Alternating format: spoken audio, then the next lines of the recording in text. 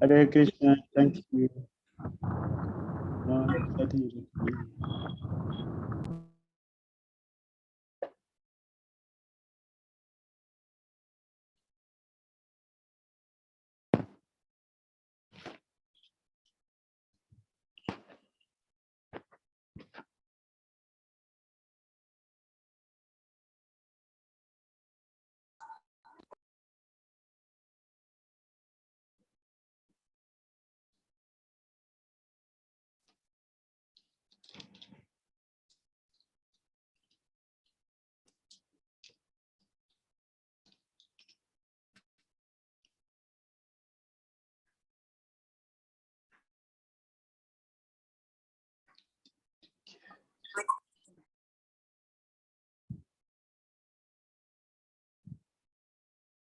Devotee care. Who is devotee care?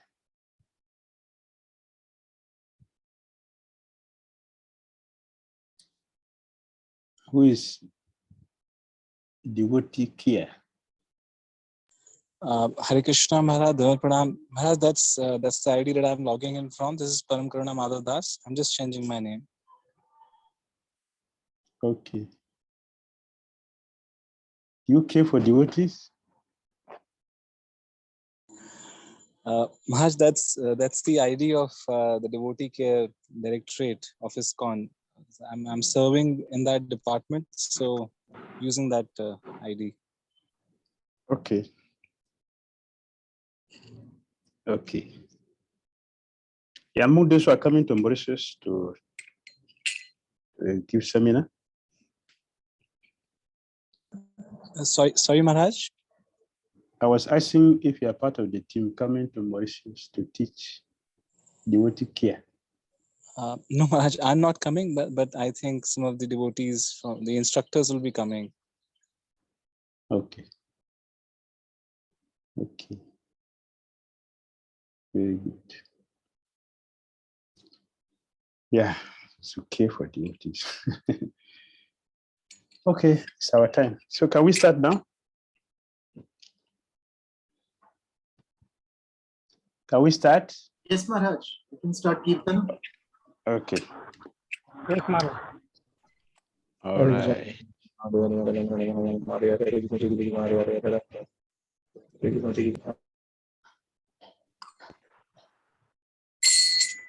Jai Raja Dada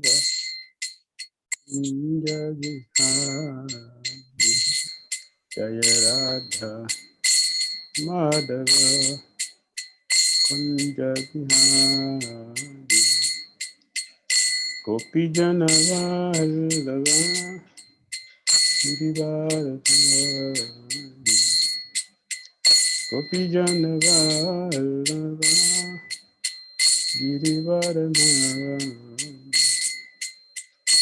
Yashodanandana Sajajana Ranjana Yashodanandana Sajajana Ranjana Yamudatira Panachara Yamudatira Panachara Jaya Radha Madhava Kunja Vihari Jaya Radha Madhava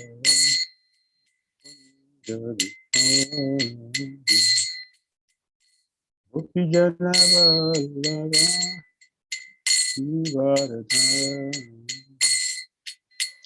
Gopi Jana Vallabha Girivaradhari Yashodanandana Prajajanarandana Yashodanandana Prajajanarandana Jamudatira Panachara Jamudatira Panachara Hare Krishna Hare Krishna Krishna Krishna Hare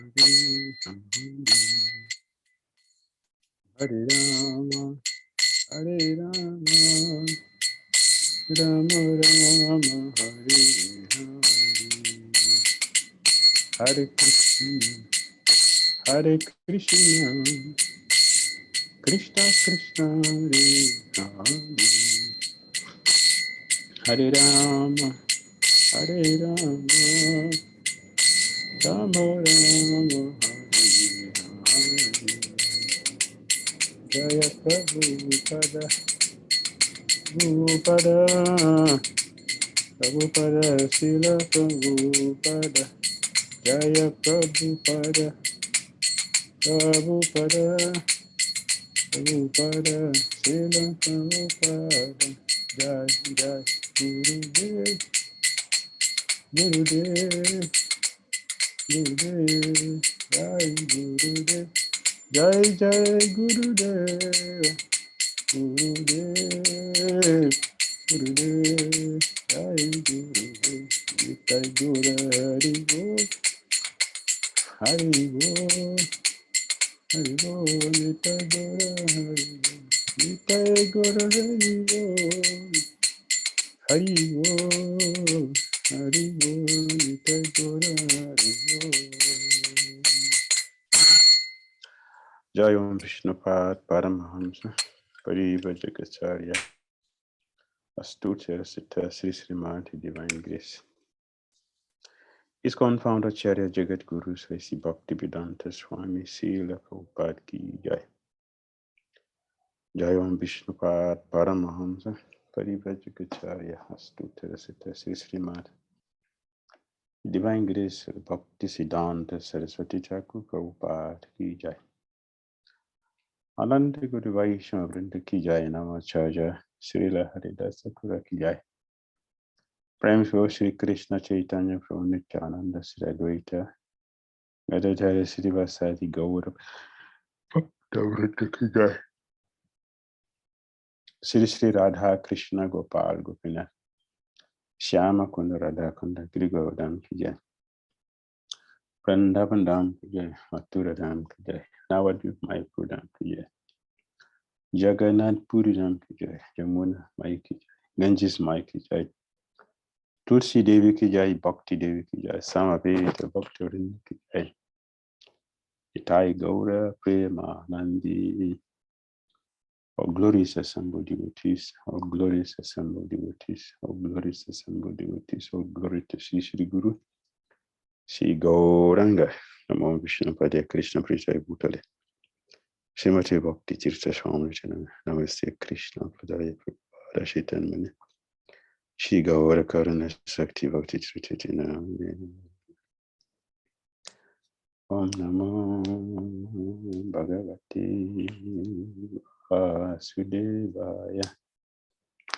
Om Namo Bhagavate Vasudevaya. Om Namo Bhagavate Vasudevaya. Om Jnana Timirandasya Jnananjana Salakaya Chakshulunritam Jena Tasmai Sri Gurave Namaha.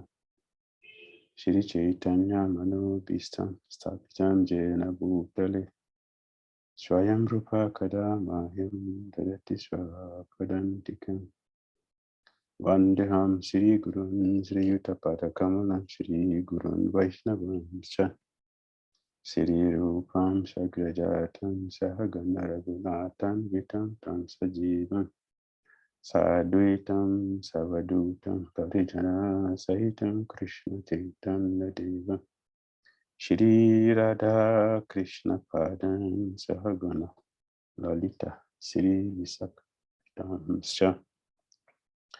He Krishna Karuna Sindhu Dinabandhu Vijagatpati Gopisa Gopika Kanta Radha Kanta Namastute Tapta Kanchana Gorangi Radhe Vrindavanishwari Prisabhana Suti Devi Pranamami Hari Priya Vanchakal Tarubhascha Kripa Sindhya Vacha Patitana Pavnebhyo Vaishnavabhyo Namo Namah. Jai Shri Krishna Chaitanya Prabhu Nityananda Sri Advaita Gadadhara Srivasari Gaura Bhaktavrinda Hare Krishna, Krishna Krishna, Hare Hare, Hare Rama, Rama Rama, Hare Hare. Srimad Bhagavad Gita cities ki jai, Srila Prabhupada ki jai, Gaura Bhaktivinoda ki jai. Hare Krishna, dear devotees. Today is another day we are looking at the Srimad Bhagavad Gita cities. Observing the armies, the battlefield of Kurukshetra. And we'll continue from text 23. We stopped at 21, 22 yesterday. So we'll continue from 23. So we should chant the slok together. And then we'll continue. We looked at this yesterday. Just in case. Can you hear me better than yesterday? Yes, Maharaj. Yes. Yes, Maharaj. Much better, Maharaj. Okay, thank you. And thank you for letting me know. So text 23 of chapter 1. Yod Shyamanam Aveksha Paksheham Yaititra Samagataham Tritarastra Shyadru Budhir Yudhe Priya Chikirisava. So can I read the translation?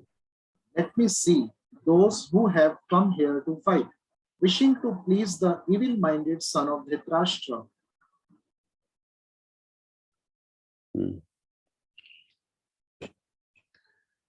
23, 24, 25. We'll go through all together. Yeah, commented. So, is there any question from yesterday before we continue?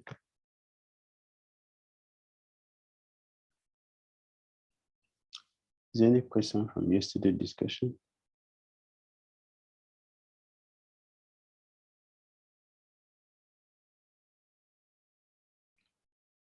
Okay, so we continue. 23. And Sir Prabhupada has mentioned in the purport.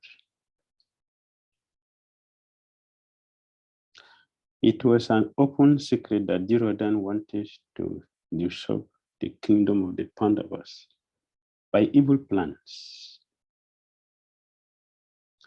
in collaboration with his father. Therefore, all persons who had joined the side of Duryodhana must have been birds of the same feather. Arjuna wanted to see them on the battlefield before fight was begun, just to learn who they were, but he had no intention of proposing peace negotiations with them. It was also a fact that he wanted to see them to make an estimate of the strength which he had to face. Although he was quite confident of victory because Krishna was sitting by his side. Yes, there are many reasons here. Arjuna wanted to see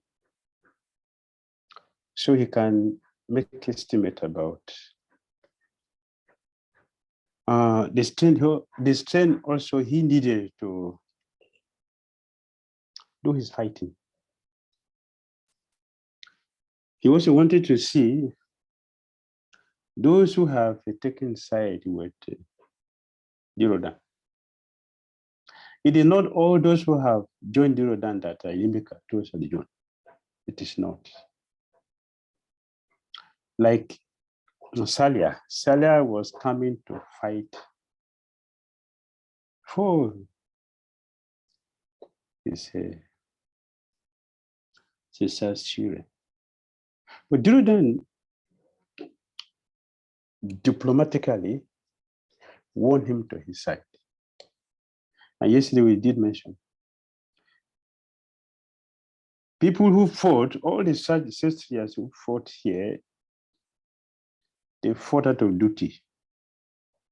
Not because the enemy controls Pandavas. Bhishma Dev is not an enemy of Pandavas. Dronacharya is not an enemy. Kripacharya, they are not the enemies of Arjuna. So Arjuna's wanting to see the people is actually Krishna's plan. It is Krishna's plan because Krishna is preparing to speak the Gita. If Krishna made it look like Arjuna is acting, Arjuna is requesting, but actually he's simply acting by what Krishna is detecting to him. So and Krishna knew what is the mind of Arjuna, requesting that he wanted to see those who are here to fight and the people whom he want to fight. Krishna knew. Info Sanjaya Vacha. This 24. Evam Ukta Hrisi Keso Gudake Sena Bharata Senayobayo Madhye Sapayitva Ato Tamam.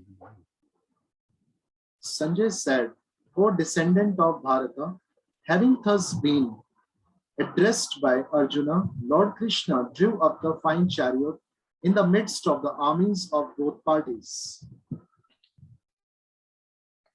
Yes.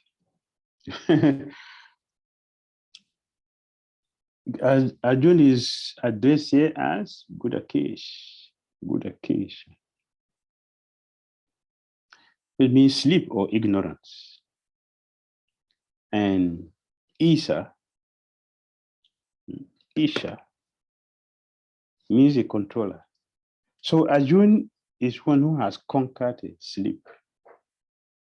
He has conquered ignorance. He has conquered illusion. So, because of his friendship with Krishna, as a great devotee of Krishna, he could not forget Krishna even for a moment. This is Arjuna's position. He cannot forget Krishna for a moment. Even for a moment, he cannot forget. But Arjuna is going to declare he will not fight, which is not the duty of a person who is in knowledge. So yesterday we were explaining, Arjuna is addressed here in text 24 as good a case. He started lamenting after text 24. So what is happening is that he is acting, Krishna is using him to teach us a lesson. Krishna put Arjuna in our own position so he can speak to us. Krishna wants to give Gita, and he will have a competent person that will be able to perform the act perfectly so he can do the drama of speaking. The drama of Arjuna being an illusion has to be played. And the drama of Krishna giving us the knowledge to conquer ignorance will be given by Lord Krishna. As a drama going on. This drama is perfectly going on here. In this verse, Arjuna is referred to as Gudakesh. Gudaka means sleep. And one who conquers sleep is called Gudakesh. Sleep also means ignorance. Thus, a devotee of Krishna can conquer both sleep and ignorance simply by thinking of Krishna constantly. This is called Krishna consciousness or Samadhi. Rishikesh, or the director of the senses and mind of every living entity. Krishna could understand Arjuna's purpose in placing the chariot in the midst of the armies. Thus, he did so and spoke as follows. 25. Bhishma Drona Pramukha. Sorry to interrupt, Maharaj. I have a question. Yes. In this text 24, Of course, sleep has been referred to as here ignorance. So can we Yes. refer to this sleep as material sleep also? Yes. So how can one conquer that sleep? Medically, as sleep is needed for recharging our body. So please explain that. Thank you. Thank you. Since Goswamis were sleeping in Vrindavan, since Goswamis were they sleeping in Vrindavan? Practically no, Maharaj. No. Haridas Sakura was sleeping. 22 hours chanting only. Yes. Did they go to doctor? Did they go to see doctor? Did they go to hospital? I must say, did they go to hospital? They visited doctor or they called the Kaviraj for them? No, Maharaj. Madhavendra Puri, he was visiting hospitals? No. Srila Prabhupada also, how many hours does he sleep? The same thing, Srila Prabhupada was sleeping not less than 2-3 hours. When the devotee will put him to rest after massaging, Prabhupada will rest there. He will get up while devotees are sleeping. He will get up to start his purport, which we have now. And throughout the whole day, he takes rest. After eating, he takes rest 10, 15 minutes, 20 minutes at most. 20 minutes. That's all. The whole day he's busy preaching Krishna consciousness. The whole night he's writing his purport. Srila Bhaktivinoda Thakura. Have you seen the Bhaktivinoda Thakura schedule? Yes, You Maharaj. Yes. Did they go to hospital?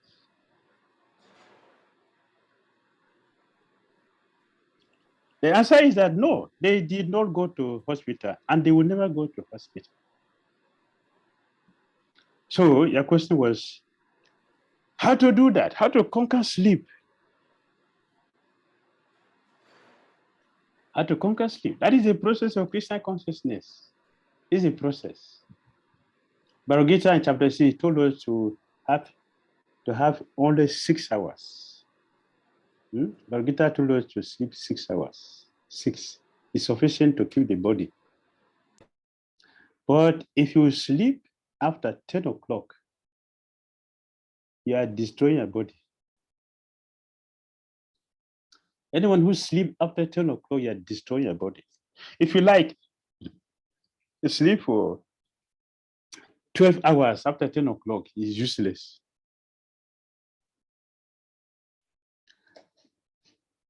A devotee who wants to have a healthy situation to practice Krishna consciousness, sleep before 10 o'clock. If you sleep before 10 o'clock, even if it is 2 hours, 3 hours, you will not have any difficulty with the body. And if you have difficulty with the body, it's because of the mind. Did you hear me? Because of the mind. The mind is weak. The mind is very dull.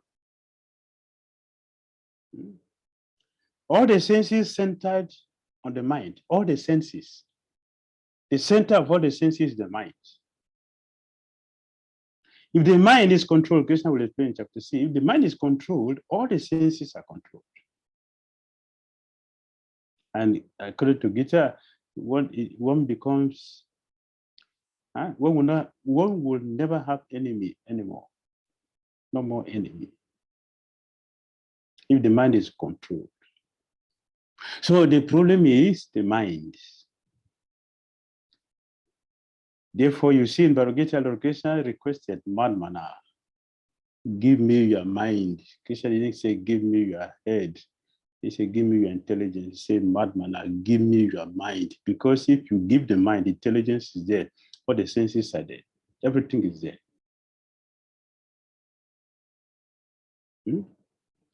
Which is the duty of one who has surrendered to Krishna.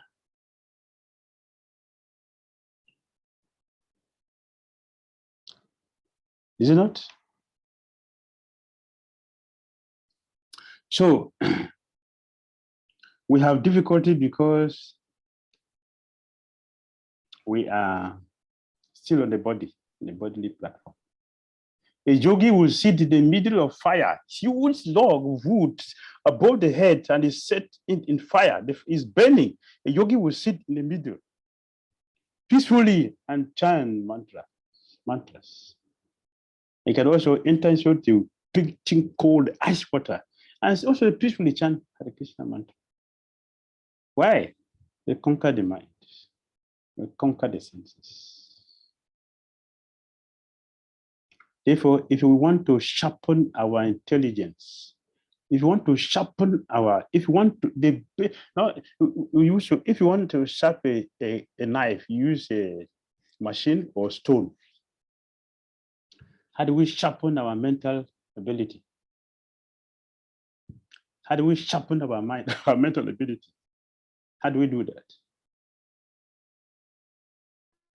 What is the instrument? By chanting. Okay. Very good. So we're reading the scriptures. Good. Yeah, good. Very good. What else? Associating with the devotees as maximum as possible. Very good. Associating with devotees. Yes, it's sharpen our intelligence because it's sharpen our mental ability because we're going to hear scriptures. Like we are hearing Gita, we are studying about Gita now. It's sharpening our mental faculty. If you want a rigorous way, if you want a rigorous one and a faster one, if you want a faster one, what do? To sharpen our mental ability. Association of a pure devotee. Hear him. Okay. Very good. Sanatana Goswami in Brihad Bhagavatamrita said, to sharpen our mental ability is through taking vows and taking of vows. Is through taking some vows. Like Ekadasi, the Jadmasani, sacrificing the demands of the body. That is the way to handle it. You can take it both ways, either way.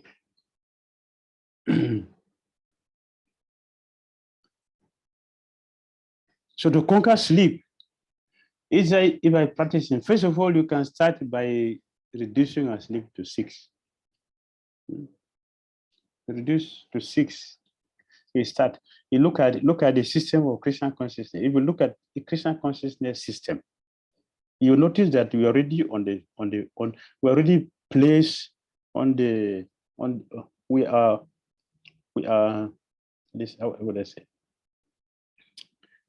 We are already placed on the rail of Krishna consciousness. If you are placed on the rail of Krishna consciousness, we are already on the path. You wake up early morning before 4 o'clock. What is that? It's goodness. We are cultivating goodness, which is sharpening our mind, our intellect, about our devotion. And then we'll do what? We'll take a bath. Goodness. You start chanting Hare Krishna mantra. Goodness. I'm going to tell Mangalarati. Goodness. I'm going to hear Bhagavatam. Goodness. Guru Puja is there. Goodness. And taking prasadam. You see, everything has been designed to place us on part of transcendence.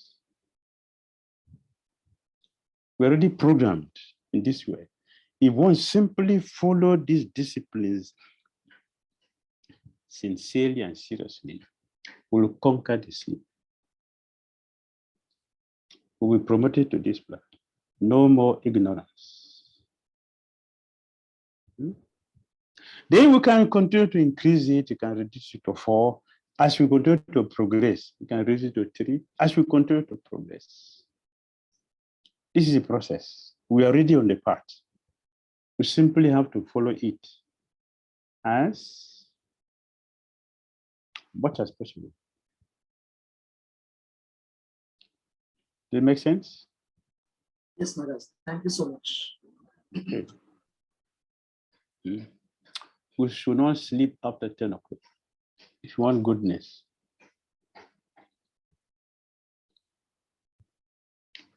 Go to bed before 10 o'clock. You're in goodness. So everything is in goodness. In the evening, we have a heavy arti and dance in Krishna because they hear about Gita lecture and then go to sleep. Take place. Now so many ISKCON temples are deviating from the standard of goodness as proper settles. No more about Gita in the evening. No more. No, it's not a concern for many devotees to attend. But this is the standard set by Srila Prabhupada. So we can become good Akesh. Like a Jew. Conquer our ignorance. We are already on the path. Let us diligently follow it. We'll get there. All right?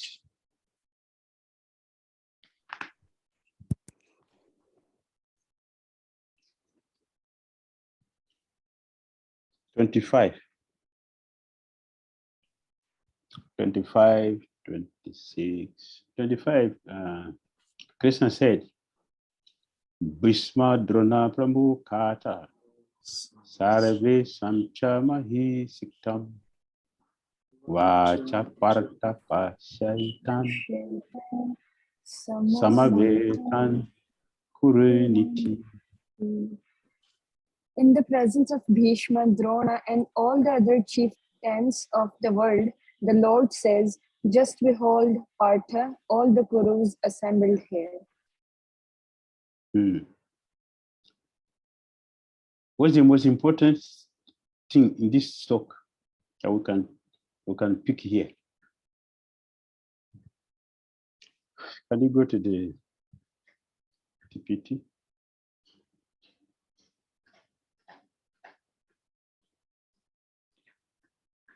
What's the important thing here?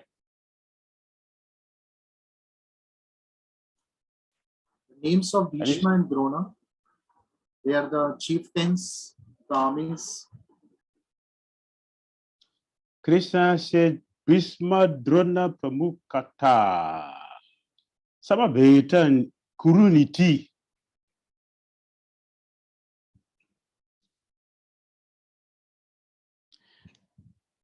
Samaveta Kurun Iti.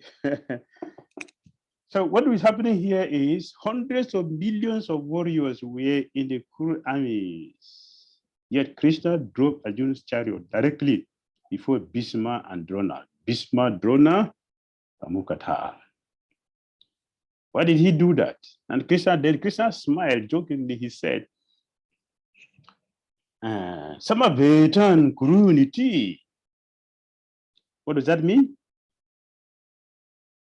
What did Krishna say? Pashaitan Samavetan Kuruniti.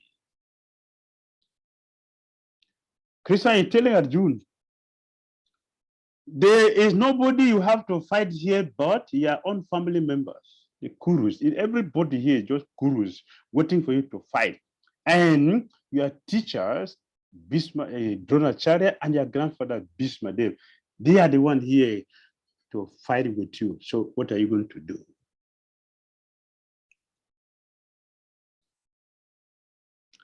What are you going to do?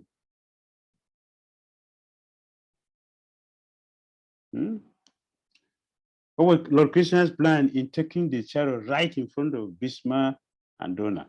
To show him Partha, the son of Pritha or Kunti, also similarly significant in reference to Arjuna. Message the purport. You want to see? You want to see? See them. Now you see them and tell me what you want to do after you see. What do you want to do? Krishna is making everything suitable for him to do his duty of giving Bhagavad Gita to the world through Arjuna.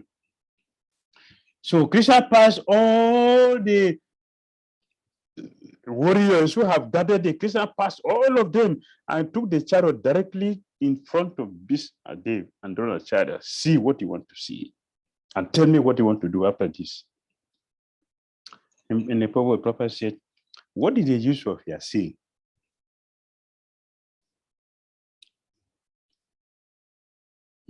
What is the use? What is the value of your seeing?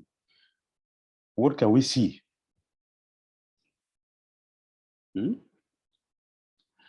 So in this way, Lord Krishna forced Arjuna to see that both his grandfather and his guru were determined to oppose him in battle. Krishna does do out Arjuna's familial attachment so that he could speak Bhagavad Gita as Krishna was teaching Arjuna. Krishna was teaching Arjuna. Hey, my dear Partha, it is only gurus on both sides who are assembled here. Both sides, that be one family. So what are you going to do? What are you going to do? Tell me, oh Partha. See what you want to see. And now tell me what you want to do after seeing.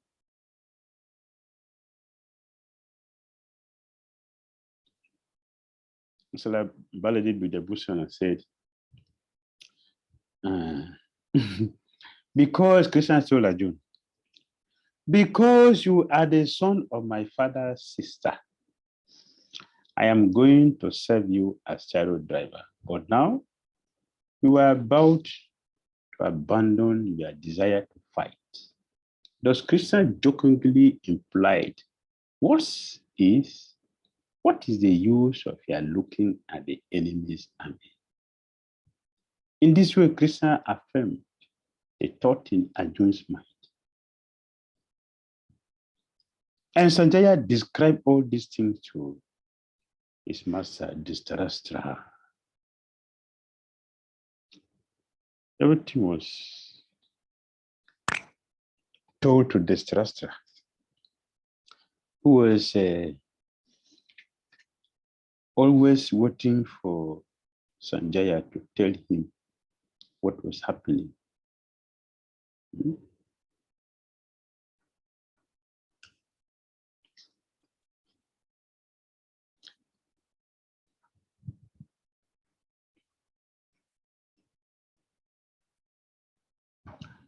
Yes.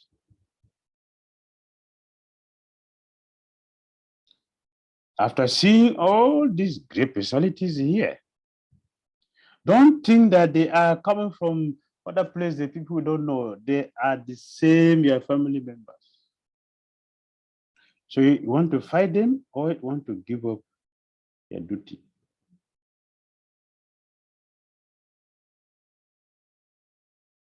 And what Krishna did to Arjuna. Arjuna is going to react, not positively, but negatively. Arjuna is going to react.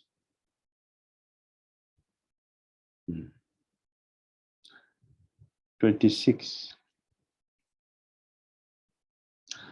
Tatra pashyad sitan parata pitrinata pitamaha acharyan matulan bratrin putran potram sakim stata saswatan Hridas Chaiva Senayo Ubayorati.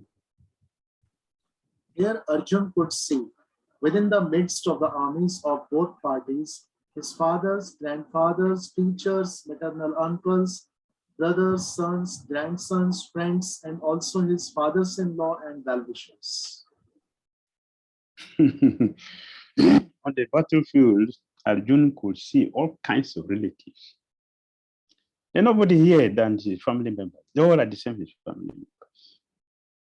He could see persons like Bhuvishriva, who were his father's contemporaries, grandfathers Bhishma and Somadatta, teachers like Dronacharya and Kripacharya, maternal uncles like Salya and Sakuni, brothers like Dhirodhan, sons like Lakshman, friends like Aswatthama, well-wishers like Kritavarma, etc. He could see also the armies which contained many of his friends.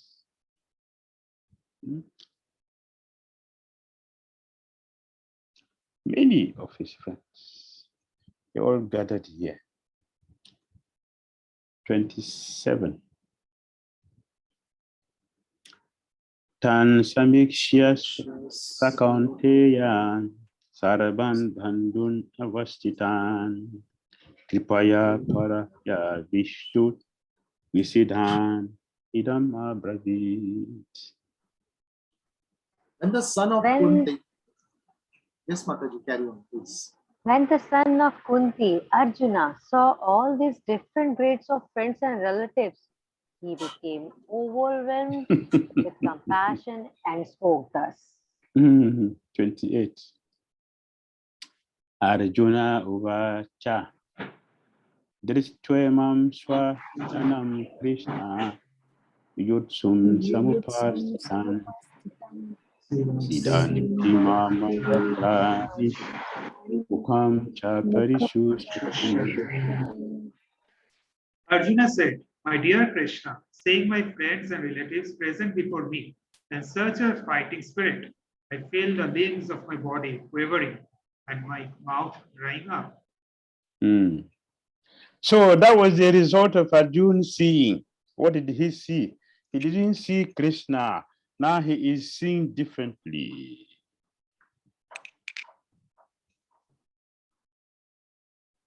Arjuna is now seeing differently.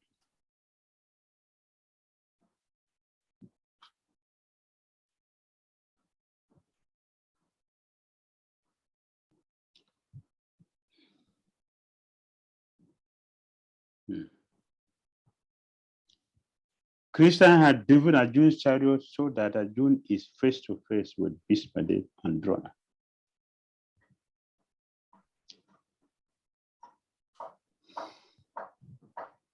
Though we can understand it by Krishna's arrangement that Arjuna, on the verge of fighting with,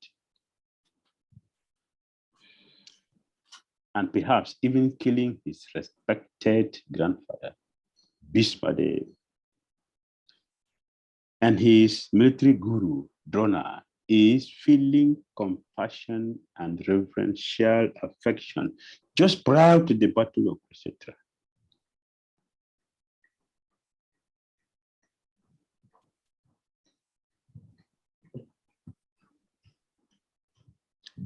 Yes. So here we have Kripaya Paraya Abhista. Arjuna became what? Overwhelmed by compassion. No? A higher grade. Of a higher grade. He's overwhelmed with the higher grade. Okay. These are the reasons Arjuna has in his mind. How many reasons are here?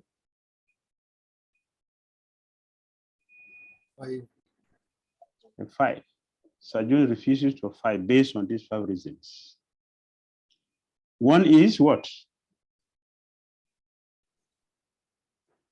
Compassion. Arjuna has deep compassion for those he is about to kill. He doesn't want to kill his loved ones. So from 28 onwards, Arjuna will give wonderful reasons. So you see what is happening? Arjuna has compassion and he doesn't want to fight. Is Duryodhana feeling the same way? No, Why? Why is Duryodhana not feeling the way Because Arjuna is Arjun- feeling? because Arjun is a devotee. His heart is soft. Arjuna is a devotee, Arjuna is- and Duryodhana is what? Duryodhana is what? Duryodhana is not a devotee at all. You're not a devotee. He's an anxious person. Yes. Envious. Yes. Yes. See the way devotee thinks. Here is a situation, someone has dethroned you, deny you of your right, and every attempt you make to beg, even the orchestra have to go and beg, please. The Pandava didn't want to fight. Just give them 5 villages because they are rulers. They are Kshatriya, they are not Brahmanas. Just give them only 5 villages. Does that reply? What is the reply from Duryodhana? I will not even give the land from the tip, even of the tip of the needle. I will not. I will. What is the size of eye of a needle? Not the needle, the eye. Eye of a needle. Not even the space. Not even this space I will give to you. Not even. I will give to you. And you say, take everything. It's okay. Does that give us 5? No. And you're talking about 5. That is too much. Not even the size of a needle. The eye of a needle. I will not. Yet, Arjuna is still having compassion.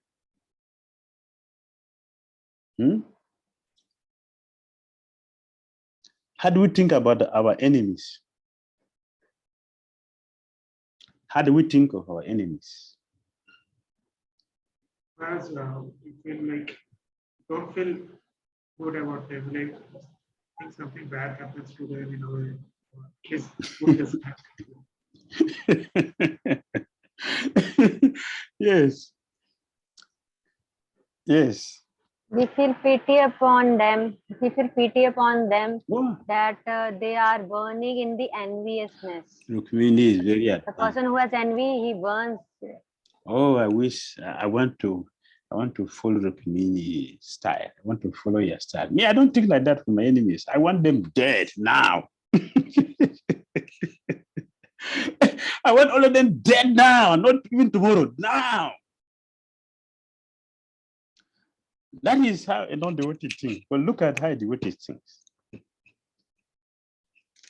Look at how a devotee thinks. We want all bad things to happen to our enemies. We want to hear something terribly has happened to them. They have lost their job. Their wife have left them. Their husband alone left them. Their children are all dead. Something. All their money have been stolen. But devotees never think like that. Devotees want the good for the enemies. But why devotees feel like that? Why devotees want the enemies to become devotees? Because devotee has a vision that everybody, every living entity is a part and parcel of Krishna. So he sees, this is the reason. Thank you very much. Thank you. Because of compassion, Maharaj, compassion of high grade. Very good. Very good. Maharaj, he's equal towards everyone. He doesn't make distinctions between friends and devotees. He's sama sarveshu bhuteshu. Very good. Because devotees are never envious to anybody. Very good. Devotees are never envious. Yeah, thank you. Very good. Moreover, Maharaj, devotee has all the qualities of divine qualities, godly qualities, and like God considers everyone, whether he is a devotee or non-devotee, as his sons. So similarly, a devotee also considers the enemies also as his brothers and all. Very good. Very good. As there was no, Yudhishthir Maharaj has no enemy. There were so many people who was envious of Yudhishthir Maharaj, but Yudhishthir Maharaj has no enviousness for anybody. This is the mood of a devotee of Krishna. Very good. Very good. Something more? A devotee doesn't want, they don't hate their enemies, they want their good. This enemy, they are going to disturb us for our bhakti. They will make our bhakti even very difficult. So, but still, devotees love them. They want their good. Why do they want their good?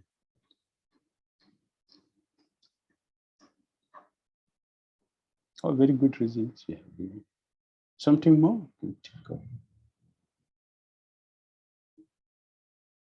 Krishna will be pleased because as I said the first time that every living entity is part and parcel of Krishna, and if we, the best thing is that if we become a mean, and any soul can go back home, back to Godhead, to Krishna, to please him, because Krishna will be happy. He wants every soul to come back to him. Very good. Very nice. Thank you.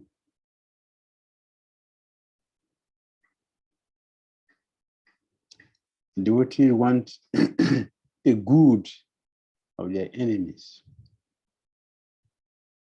In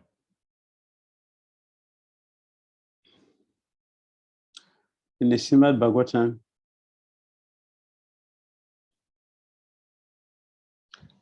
in the Srimad Bhagavatam, Sukadeva Goswami mentioned that, yeah, devotees are praying for the good of the enemies. They want them to become devotees. Why? Because if somebody is disturbing you, if the person becomes a devotee, you are free from the disturbance the person is giving to you. So if you're a good person, naturally you want the person to become a good devotee so that they stop disturbing you, so you can be successful in your Krishna consciousness. So a devotee will be very happy to see non-devotees or demons become devotees. So we are free, so we can practice very nicely. We can preach also very nicely. In addition to all the wonderful qualities you mentioned. If our disturbance, those who disturb us become devotees, we are free. So now better chance to practice nicely. If a sensible devotee would like to pray for the enemies to become devotees, instead of them to get killed, because if one enemy dies today, another one will come tomorrow.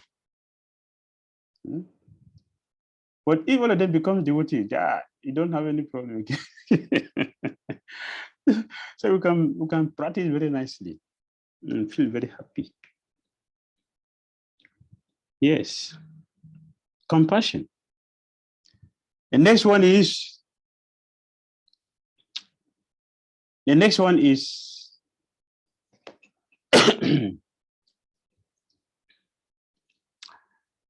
in 31 to 35.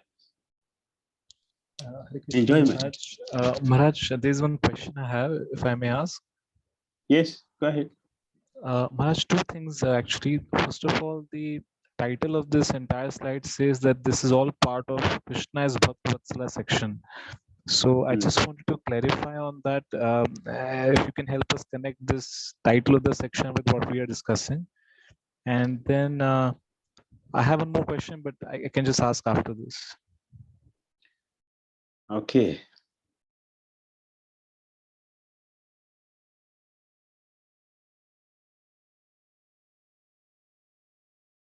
Just a minute, okay.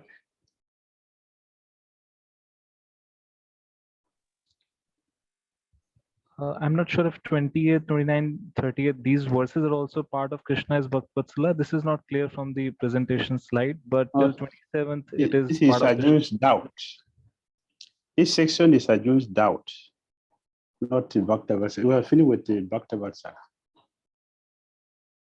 Okay, so Maharaj, after from 20th 1.28 onwards, it's Arjuna's doubts. Yes. So if you can still help me connect the previous verses 1.27, 26, 25, and Gunakesha, all these verses of how they are connecting with Krishna as Bhaktvatsala as the title, as the overall theme.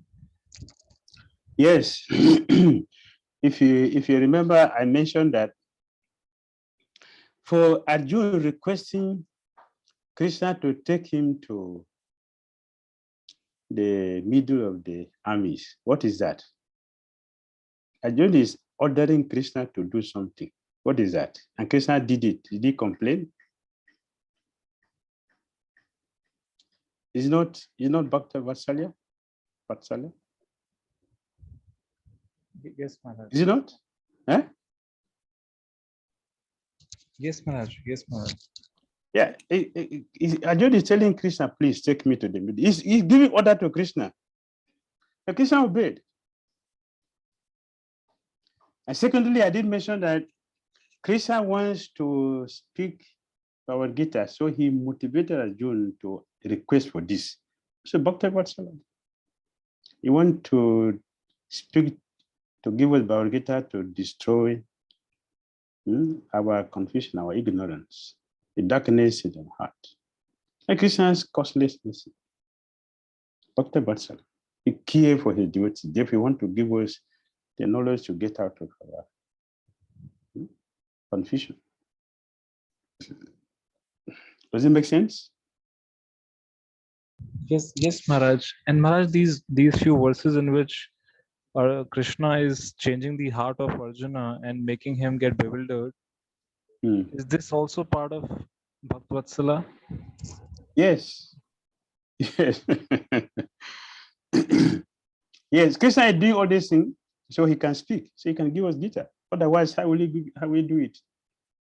On our own, we wouldn't have the chance to approach Krishna for all this. We don't have the chance to ask the questions Krishna is asking.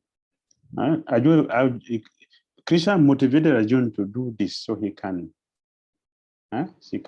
clear all these doubts, make everything very clear. Arjuna to do his duty. And as soon as Krishna did that, you're going to hear Arjuna will confess, now I'm ready to do anything you want me to do.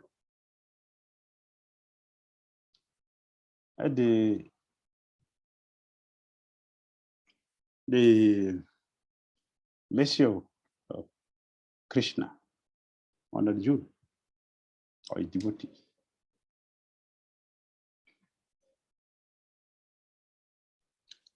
Thank you, Maharaj. Maharaj, I have one more question. These verses on compassion, 28, 29, and 30th. So in the initial verses, Srila Prabhupada is glorifying Arjuna for his higher grade of compassion. And if we see the purports of the next few verses on compassion, then he's also mentioning that this is all coming from his material condition.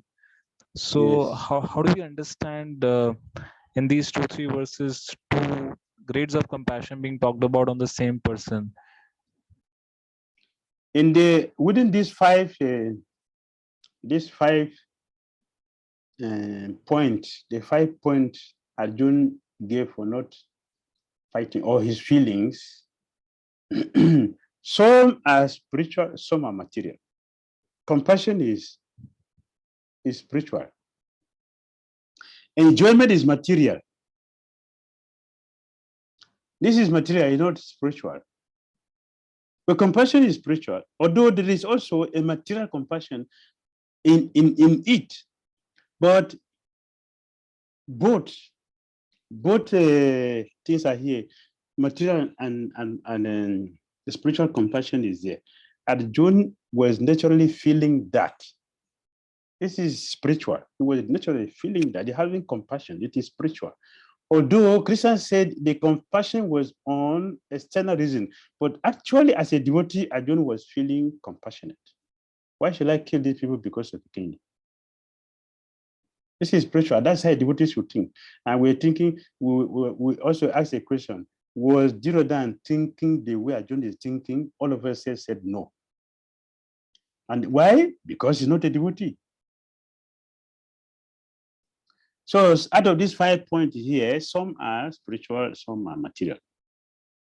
So yeah, when you look at the purport, say proper mix them like this. So it's good that you point them out so you can address them. Does it make sense to you? Maharaj, yes, Maharaj. I understand that the next 4 points, or let's say the enjoyment and all the other points can be from the material aspect. I just want to request you if I can draw your attention to the purports of 1.28 and 1.29. We observe Srila Prabhupada commenting very strongly about that this is material condition. So even the compassion part, though he glorified it in 1.27, but in 1.28 and 1.29, he's calling it as a material condition. So this contradiction, I just want to take your help in understanding. Yes, I was saying that Arjuna is not wanting to fight. It is spiritual because he doesn't want to keep you because of a kingdom. That's spiritual part. And Krishna told him that, no, your thinking is wrong. So that is material. Because Krishna is going to explain that it is the dressing is changing. But that was not the reason why Arjuna is feeling compassion. But Krishna brought in the spirituality into what he was thinking. And in this way, we are made to understand that there are two parts to this. One can have a material compassion, and one can also have a spiritual compassion. And Krishna make it very clear. So one can know exactly what is spiritual compassion. Initially, in Arjuna's mind, he has a spiritual compassion. I don't want to kill my family member because of kingdom. Yudhishthira Maharaj also felt the same way. Why Duryodhana in Bhagavatam, Yudhishthira Maharaj said, Duryodhana is already ruling and things are going on very nicely. This in Bhagavatam. Why should I come to disturb the management of Duryodhana? Because I want to be in a position. This is not good. I don't want it. Yudhishthira Maharaj also felt like this. This is spiritual compassion. And this is how devotees should think. I shouldn't just dethrone somebody because I want to be in a position. Even the Hare Krishna movement, it is happening. We report another devotee severely should have been removed. So because we're interested to be in a position, it is happening in Hare Krishna movement. And devotee does it. It is material. So it has a spiritual part and a material part. Although Prabhupada put them in one place, but there's difference. The material part is that Krishna wants Arjuna to understand that he is changing the dress of his grandfather and his teacher and all those who were here to give them a better situation, which is a very high philosophy. But that is not the reason why Arjuna did not want to fight. The reason is that he has a spiritual compassion for him. So Krishna gave him a better understanding. And when Arjuna understood that he fought, he wouldn't have fought if he is just still on material compassion. He wouldn't have fought. But because he was raised to spiritual compassion, which is natural, or the natural reason why he didn't want to fight, he fought the battle with the whole of his strength. He didn't fight with reservation. He fought completely.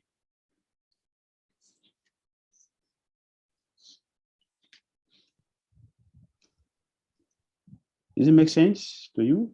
Yes, Maharaj. Thank you. Thank you so much, Maharaj.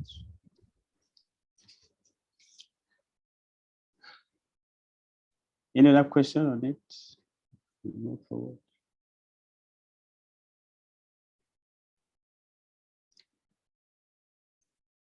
All right. So that is the second thing is what? Enjoyment. This is material. Enjoyment. He gave reasons. He gave so many reasons for enjoyment. This is less noble reason. This is less enjoyment. This is less noble. The first one is noble, compassion. It's noble. But the second one is not. Arjuna knows it will be impossible for him to enjoy the kingdom if he wins it at the cost of the lives of his family members. This is material. And the next one is he was concerned about the family destruction, which is also material.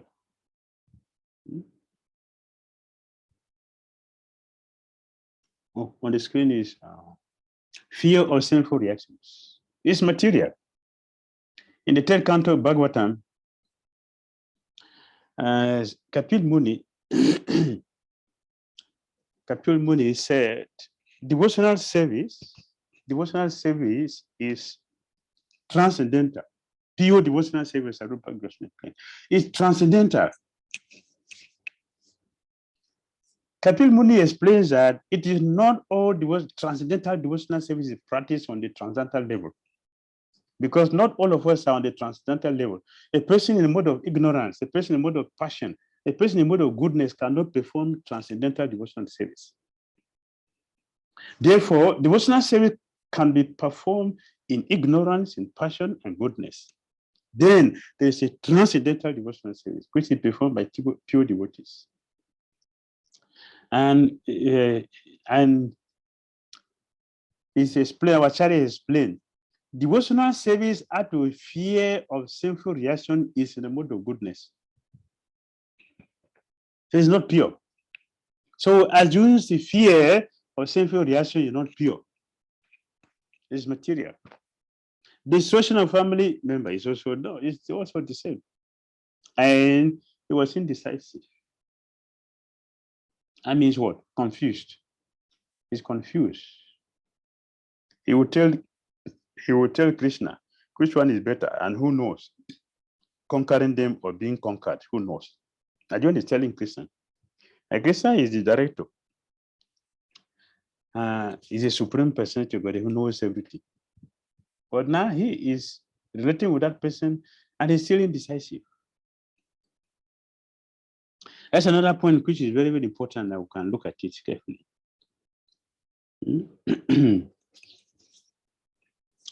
the Chaitanya Charitamrita, we saw how Kala Krishna Das was traveling with Lord Chaitanya Mahaprabhu and the Supreme Personality of Godhead.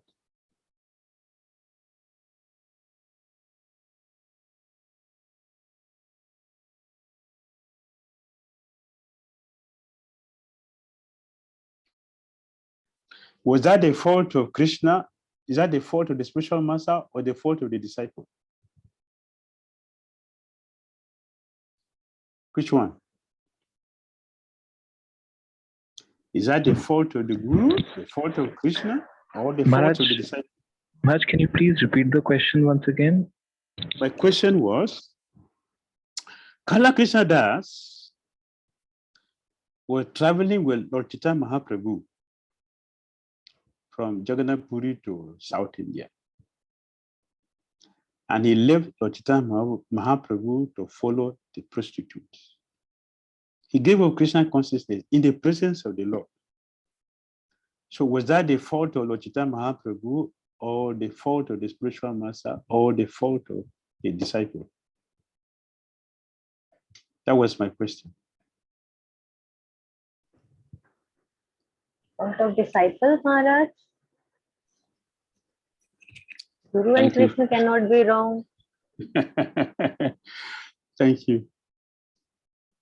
Thank you. Who agree with what Rukmini Harisevi Devi? Who agree with her? Who agree that it is true? It's the fault of disciple, not Krishna, not Guru. Who agree with her? Maharaj, I think she's right, because I think Guru's responsibility is to give that seed of bhakti, and disciples' responsibility is to maintain it and to protect it from various. Yes. Thank you. Thank you. Thank you.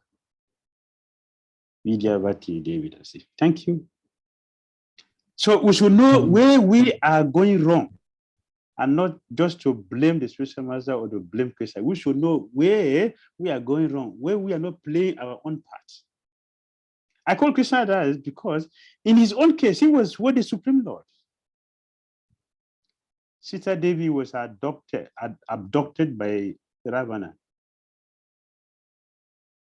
Sita Devi, so to say. That was the fault of Dharmachandra or the fault of Sita Devi. Whose fault? That was a Leela, Maharaj. Yeah, it's a leader, but let us look at it in our own set. Let's look at it in our own way. As a Jiva, who is responsible for that? I guess Sita Mata, because Lord Ramachandra told Lakshman to stay there. Yes, And still, she should have faith. The words he said to Lakshmana, it was worse than death. If she has killed him, it would have been better than what he said. What he said to him. Of course, it's a leader so that everything can be perfectly performed. But we are looking at it on our own level. This is what I'm trying to do. So let us look at it on our level so we can connect properly. Because we hear philosophy, we may not connect properly. We should connect everything to our level so we can know how to adjust ourselves properly in our Krishna consciousness. In this way, we'll be successful.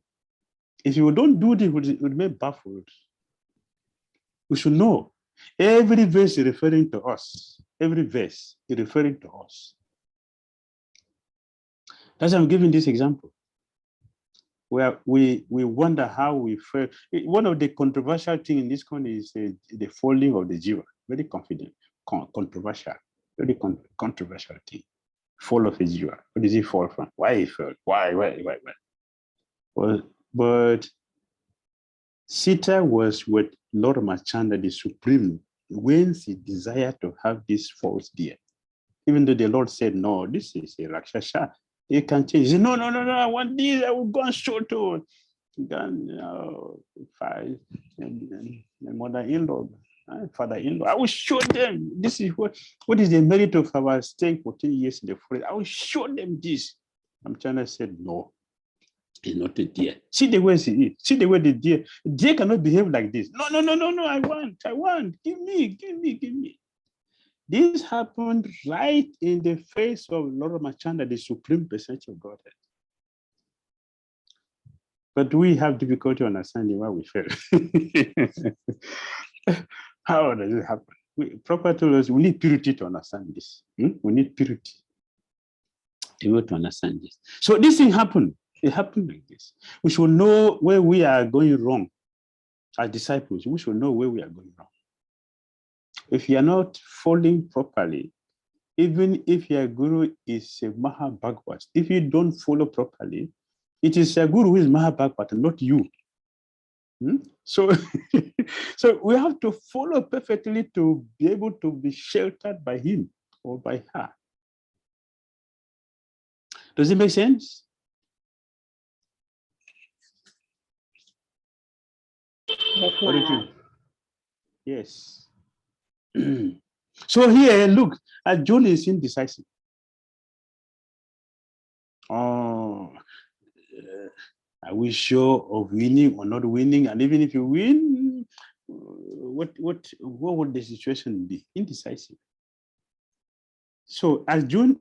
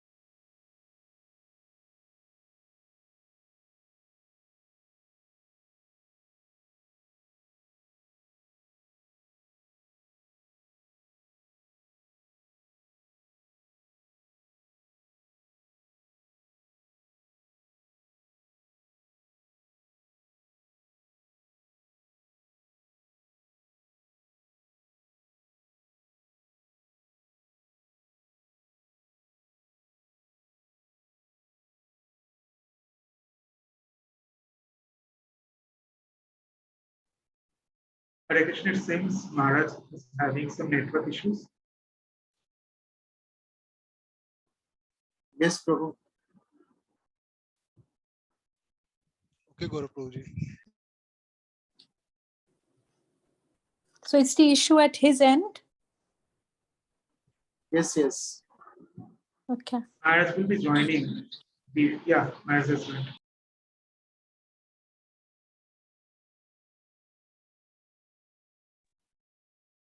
We're sorry for the disconnection. So we are back. So that was Arjun's.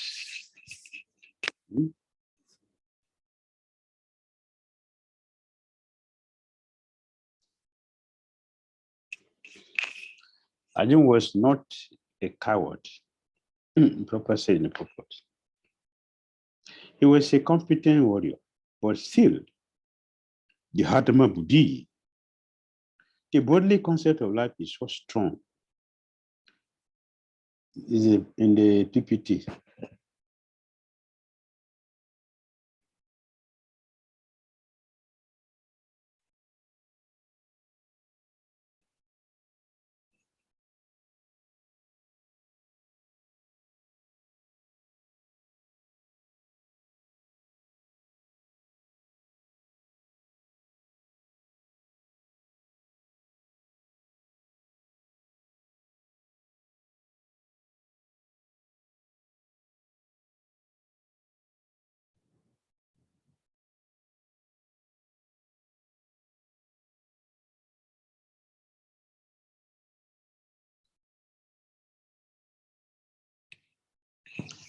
Someone can read it. So Arjuna was not a coward. He was a competent warrior, but still Dehatma Buddhi, the bodily concept of life is so strong that Arjuna admits, my dear Krishna, I have to kill my own men. What is that own men? Own men means this bodily relationship. Why others are not own men? Everyone is own men because everyone is Krishna's son. Yeah, this is a lecture probably given in London, July 22nd, 1973. Yes, everyone is a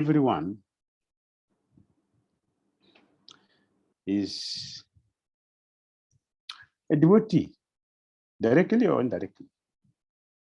So a pure devotee should see like this. This Twenam Swadanam Krishna. Everyone, we're all devotees of Krishna.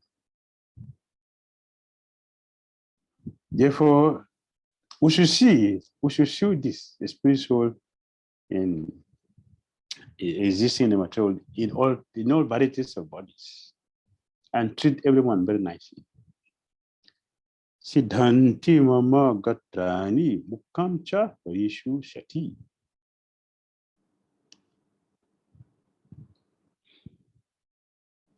Such symptoms in Arjuna were not due to weakness, but to his soft-heartedness, which is what? The characteristics of a pure devotee. So here, Prabhupada has put the two sides of Arjuna here, the two sides. One side is a devotee. It could also be material. So that means that we can take it on a material level and we can also take it on the physical way. Not only one way, it is both. For a materialistic person, a person is not a devotee.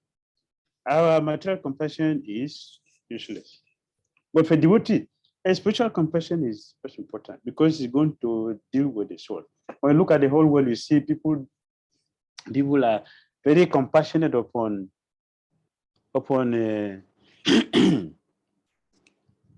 conditions who are suffering.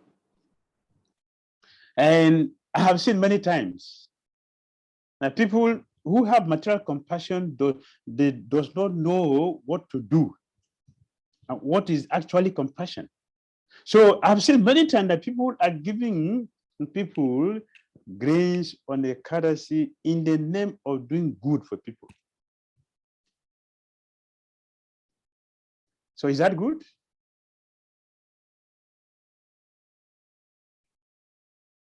Is that good? That's charity? Is that compassion? To give people, to feed people grace on the Ekadasi. Is that compassion? Maharaj, at least they will have some belly, so something to eat. Yes. Then hungry. What are they eating? What are they eating? At least their body and soul will be together. If they don't eat, they may His die. soul will not be helped. His soul will not be helped. His soul will not be helped. In the Singha Purana, in the Singha Purana, on the Singha Dev Chaturdasi, which is coming next month, ready for us. We should get ready to celebrate. One man has gone to visit his girlfriend on the day of the Singha Dev appearance day. Fortunately, this is providence. They had a misunderstanding and they quarreled throughout the whole day and night. Not intentionally. Not intentionally. They didn't even know. This is what they call what? Agata Sukriti. They didn't have any sinful activities and they quarreled throughout. So they didn't eat, they did not fornicate, and they also didn't sleep. After this, Lord Singha Dev, he met the man, Prahlad. And the lady, he made her an Apsara. She got promoted. So why? Because they fasted. So it will be better for them. Is it better for us to allow them to fast than to give them grains? It is not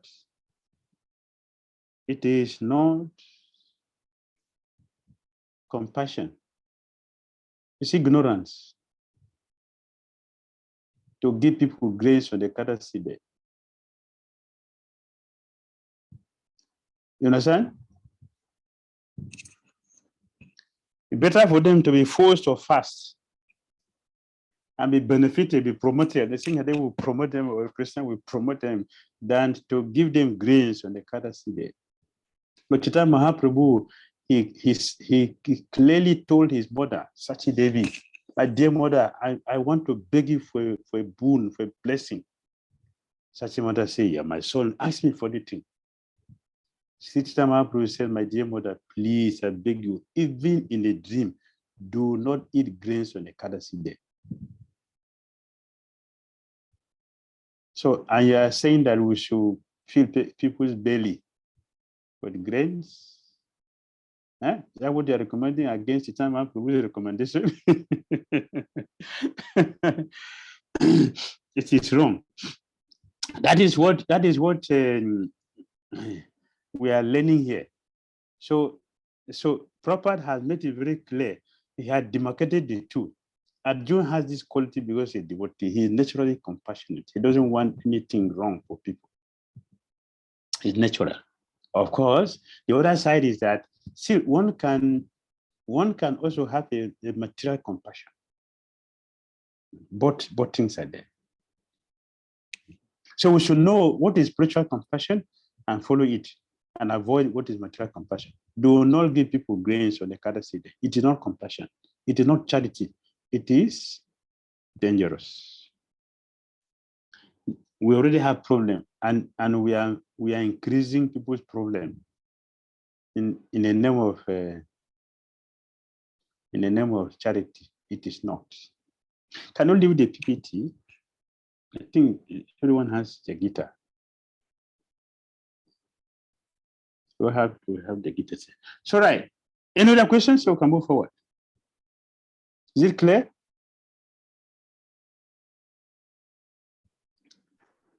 Yes, all right. Hare Krishna, Maharaj, just one question I have. Maharaj, as devotees, we get more inspired to do some sort of spiritual charity, basically to help people come closer to Krishna.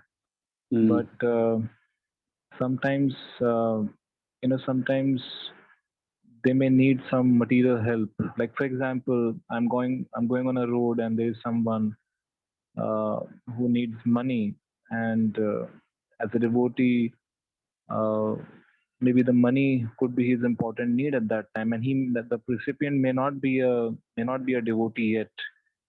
So in this predicament, what philosophy should one apply? Because on one side, when we do not do anything, it leads to some hard-heartedness, and when we do something, we are always in a dilemma that whether that kind of charity, which is not strictly in spiritual nature, would be utilized properly. So if you can help us with some understanding of how to deal with these situations. Yes, we have several times we have several times had giving money to karmis. It will mean helping them to increase their sinful activities. I have had Vrindavan Das Thakur in Chaitanya Bhagavat. Vrindavan Das Thakur in Chaitanya Bhagavat mentioned that Lord Chaitanya Mahaprabhu used to give money to beggars. He feed devotees. He feed people who comes, and also he gives them money. Sri Chaitanya Mahaprabhu does this. And so the Bhakti Saraswati Thakur also, we on a pilgrimage, or visiting holy places, and he noticed that the householders who were with him, they were not giving money to the beggars who come. Yeah, at least the people in the dam, or those widows who saw in the dam. We should give them money. There are many days that I call so many.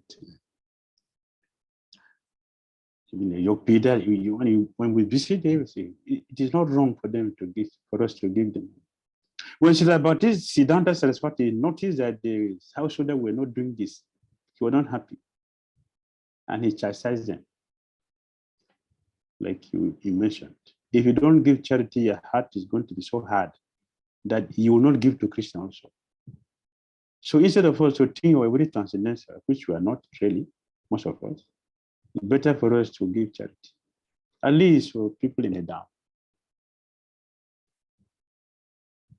At least we give them something. And outside the dam, people they will use it to go and buy meat. They will use it to go and buy alcohol. I've seen one beggar. He goes begging for the whole day, and in the evening he'll go to drink alcohol. So we are supporting his alcoholic drink by giving him money, or to go and buy meat for the money given to him. But the design people will not do that. So at least in the time we should give money. Chaitanya Prabhu gives. This is there in Chaitanya Bhagavat. And Bhakti Siddhanta Saraswati did. So we should help them. That's how we also will get help.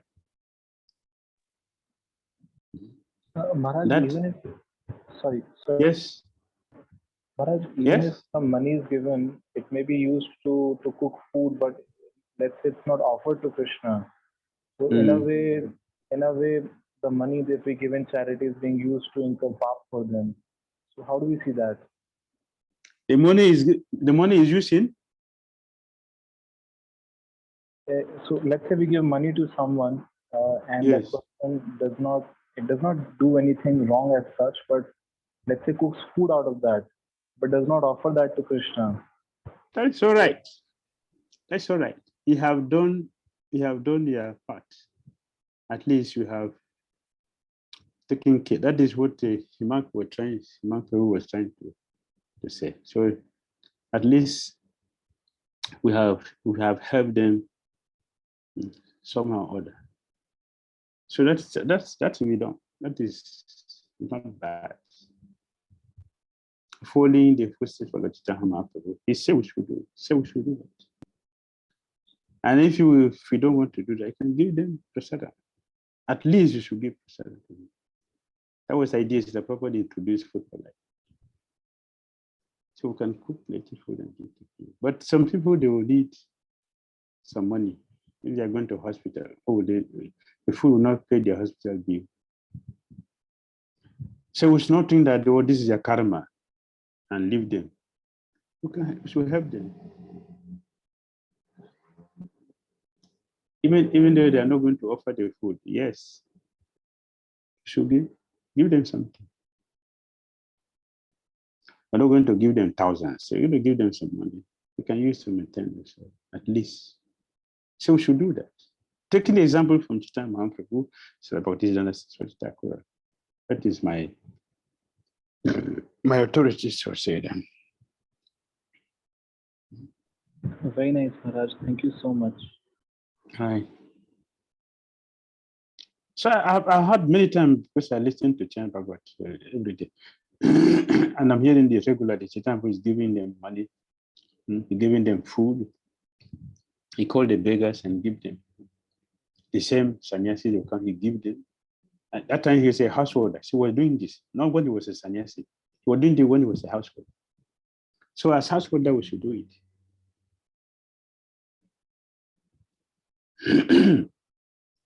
And Nanda Maharaj, after he fasted to get a child, in the morning he went to give charity. Whom do you think he was giving the charity to? Nanda Maharaj. He was giving to the beggars who were there. So he gave them, and it is mentioned that that charity was so auspicious, so pure, so powerful that demigod disguised himself as beggars to come and collect something from Nanda Maharaj. So he did. So we should follow that.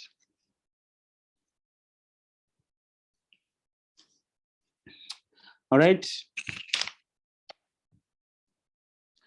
Although it is not mentioned here, still one can easily imagine that not only were Arjuna's bodily limbs quivering and his mouth drying up, but he was also crying out of compassion. This is in the purport, Papa's purport. Devotee is compassionate by nature.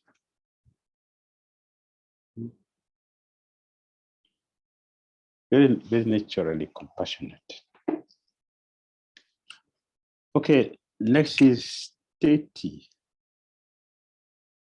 Sorry, 29. 129. The patuscha sarire me Roma harsacha jayate gandivam samsati hastat twakchaiba paridhayati. My whole body is trembling. My hair is standing on end. My bow gandiv is slipping from my hand, and my skin is burning. Yes. Can you count down again?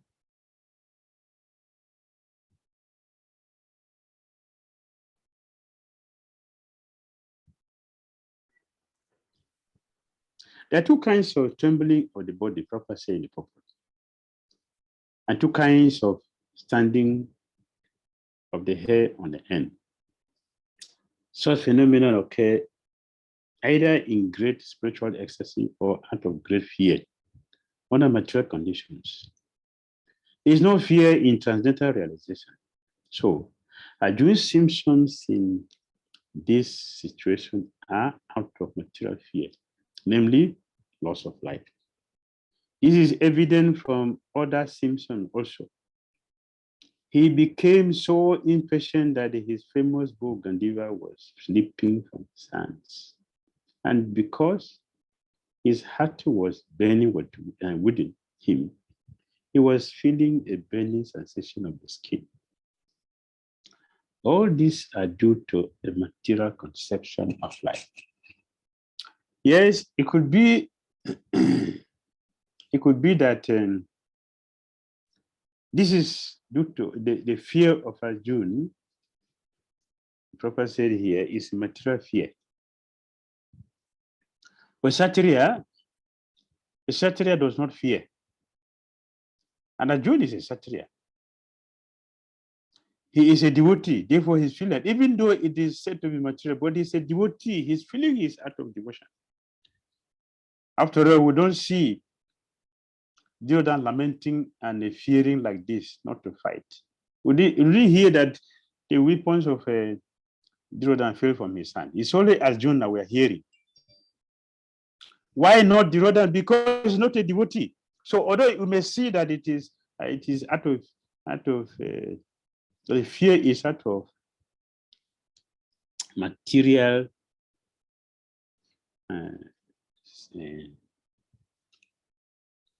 it's material due to material fear, but actually it is due to Arjuna being a devotee. So it's a symptom of a devotee Arjuna is manifesting. Please don't forget, Arjuna is acting. Krishna is using him to teach us. So it is Arjuna's situation represent us. So Krishna will use him to teach what we need to know, to hear, so we can rectify our situation. Is that clear? Yes, Maharaj. Yes. So now we go to text 30. Na chaksaknomi avastitum brahma tivata me mana nimitani cha pashyami viparitani keshava.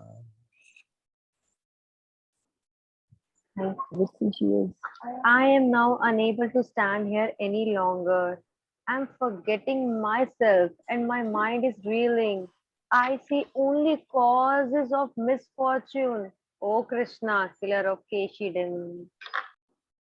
Yes. There are two prominent words here. Nimitani and viparitani, which means causes and just the opposite. The words nimitani and viparitani are significant. So Prabhupada translated causes and just the opposite.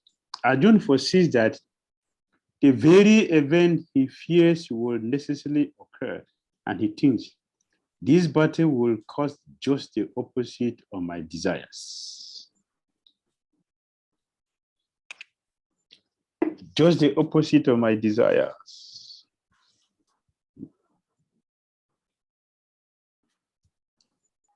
Due to impatience, Arjuna was unable to stay on the battlefield, and he was forgetting himself on account of his weakness of his mind. This is not referred to Arjuna. We are using the word Arjuna, but actually it refers to us. Arjuna is acting, representing us, so Krishna can speak the Gita. So though we are hearing here, Arjuna was unable to stay.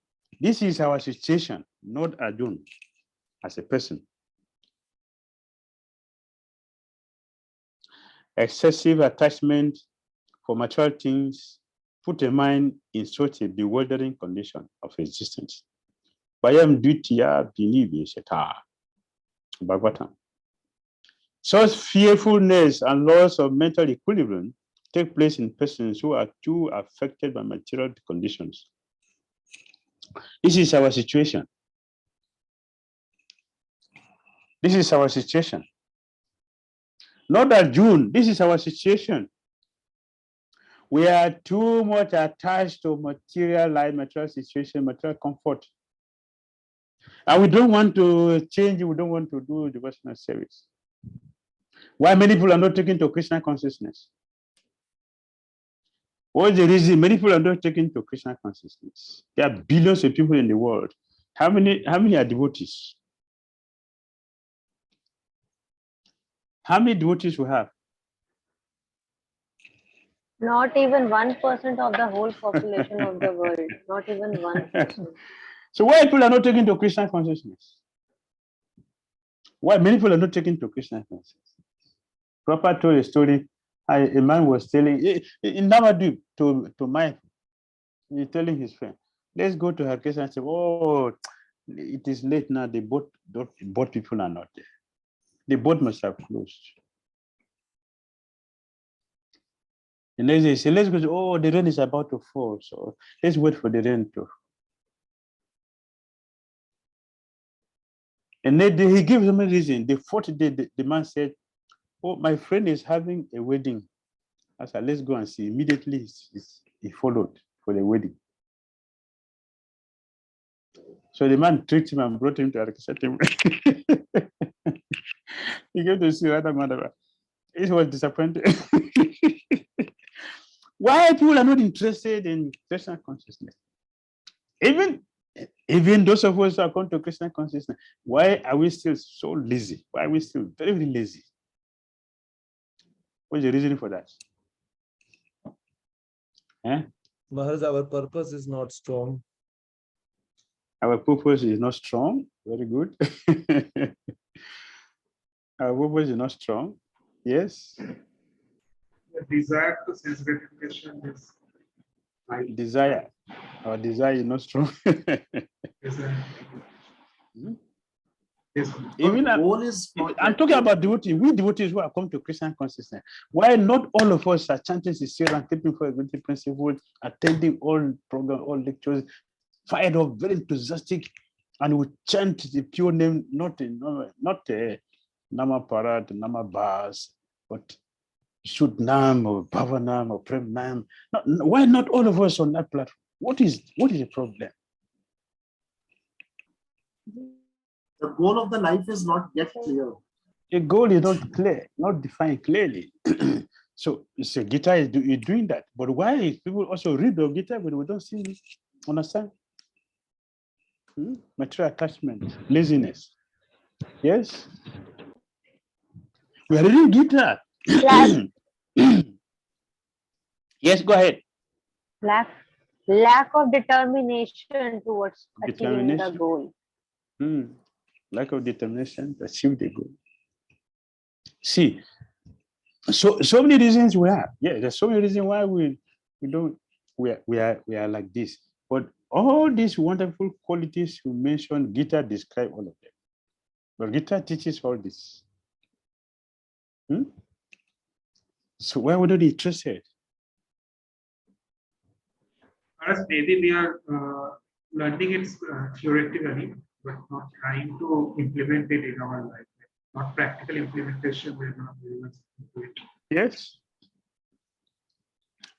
No practical implementation. We don't apply. So the reason, all these things we're mentioning, because we have become strongly attached to sense gratification. We are attached to material life. We are attached, we have strong attachment. And so that Bhaktivinoda Thakur said, our secondary nature has become primary. And our primary nature has become secondary. Attachment is very strong. Because we have a strong attachment, no enthusiasm, we have no attachment for Krishna consciousness, we are very lazy, we don't have any strength to practice, even though we are hearing, we are even studying, but still we don't have the strength to practice, we don't follow nicely, we don't have, because our taste for material sanctification is very strong. So we have become very lazy. Rupa Goswami said our tongues have jaundice. Our tongues have jaundice. Therefore, there is no taste. No taste for chanting the holy name. This is our problem.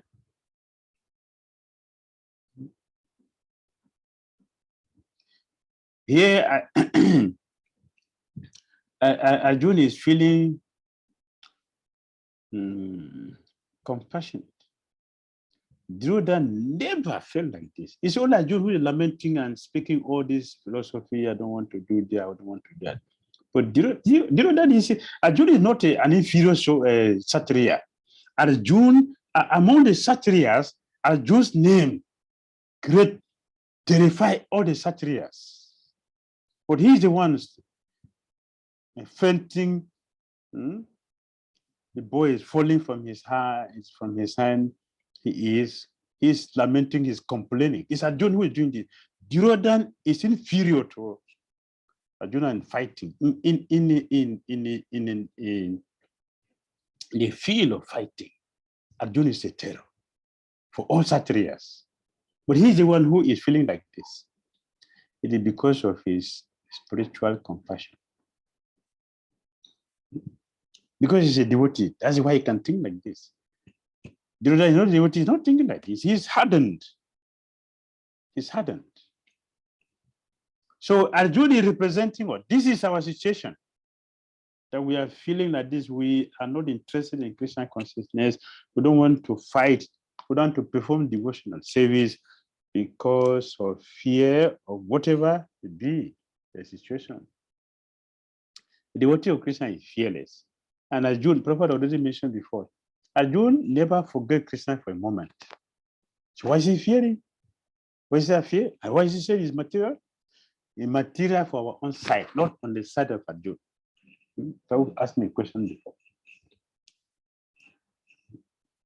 This fear is on our part, not on Arjuna as a person. That we don't want to be a serious devotee, we're not seriously taken to Krishna consciousness. It is our own fault. So we should not apply this to Arjuna. We should know this is for us.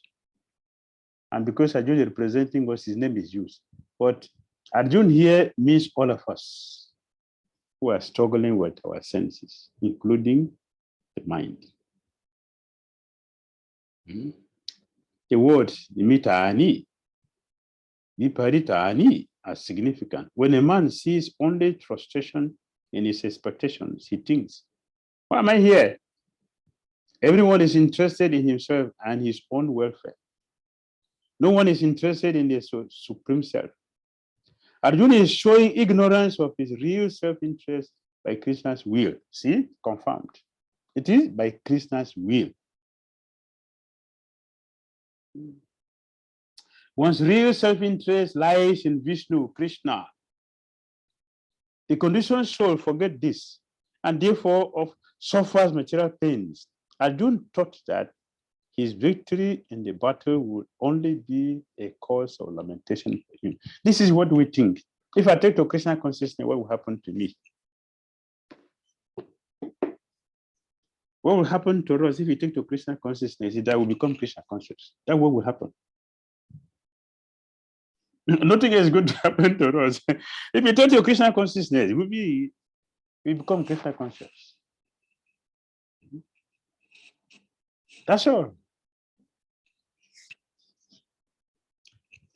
Yes, text 31. 31 to 35 is second reason. Again, is going to 31. We change the slope. Na cha shreyo nupashyami hatva swajanam ahave na kankshe vijayam Krishna acharagyam sukhanicha.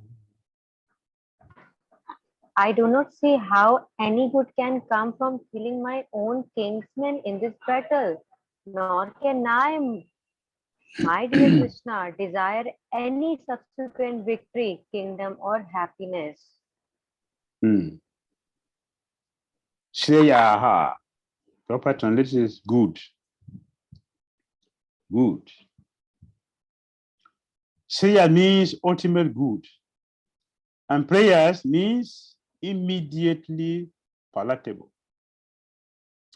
So here the problem is, what is Shreyas? What is ultimate good? That is mistaken here. He is thinking that Krishna is not so important. My family is important. My family. Although he is a devotee, he's devotee. Therefore, Kanista Adhikari, in the lower stage of devotee, in the lower stage of devotion. One may be interested in Krishna consciousness, but his real interest is how to improve his material life. There's a lecture in London.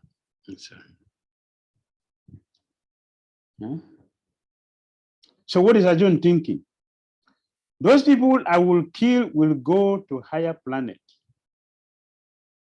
But I will not go because I will win the battle to get the kingdom and I will remain here unhappy. This is what Arjun is thinking. I will remain here unhappy. I'm still questioning, I'm still asking my question. Is Duryodhana thinking like this? Never.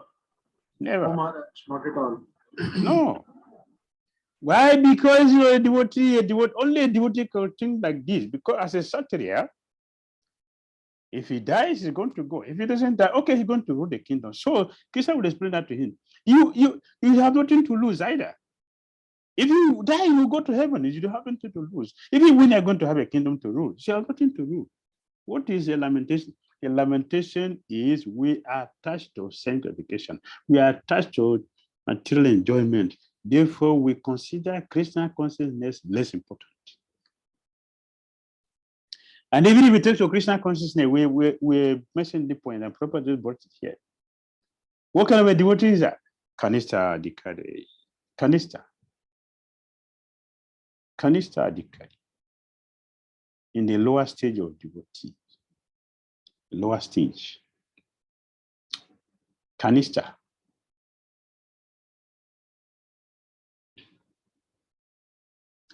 This position is very, very dangerous. A devotee, we should try not to remain Kanista devotees. We should try at least to raise our standard to Madhyam. Because being Kanista is very risky. Why risky? Because we can commit offense to anyone. Both small and big devotee will make offense to them very easily. Kanista means that we don't know who is who.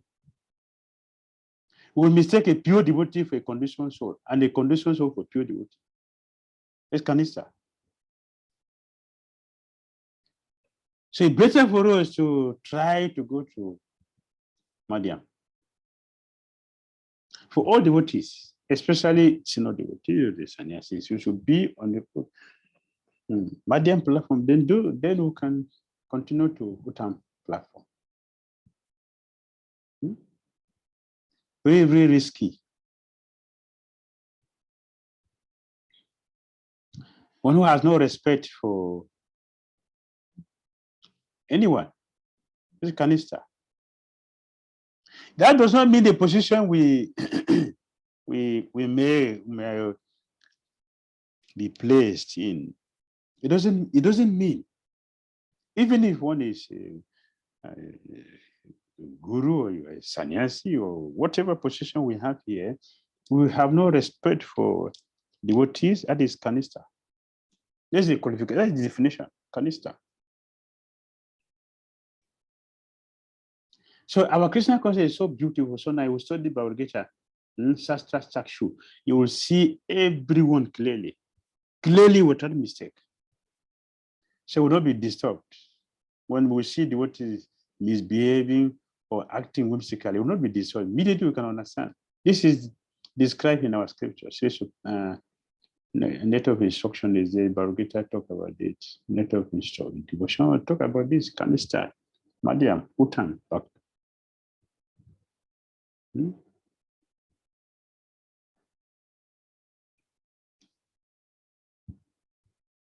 So we should have respect for devotees. If you have respect for devotees, you will not make offense to anyone. If you don't have respect for devotees, we will surely make offenses. We can avoid making offenses.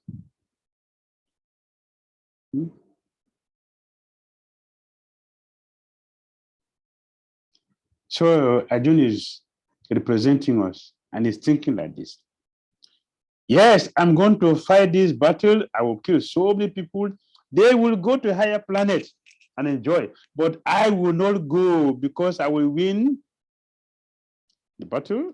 So I will take the position and I will remain here without happiness. I will stay here without happiness. Eh?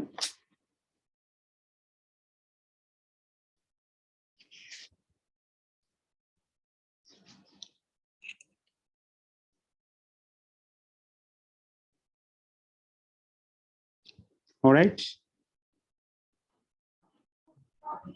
Maharaj, I have a question. Yes, please. You are saying that we must have respect for the devotees. Yes. Okay, Maharaj, it's very nice. ISKCON's family is growing day by day and it has expanded beyond horizons now. So we see that devotees are coming from different backgrounds and they have different bents of minds. So it becomes very difficult to associate with everyone and with respect. Of course, we try to respect everyone, but it's not possible practically. Because we have different bents of mind, different natures. Sometimes it happens that other person, we are respecting that other person, but the other person is not ready to even face us, you can say. So how to deal with that situation? That is not your own business. That is a personal business. Do your part. Behave nicely. If they don't, that is their own part. Krishna is not going to ask you about their nonsense. He's going to ask about you. What did you do? Okay, do your thank part. you for the nice answer. Do your part.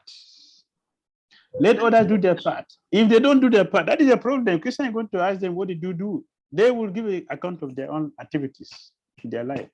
Krishna will not going to ask you, what did they do? He will not ask you, what you did. He will ask you, what did you do?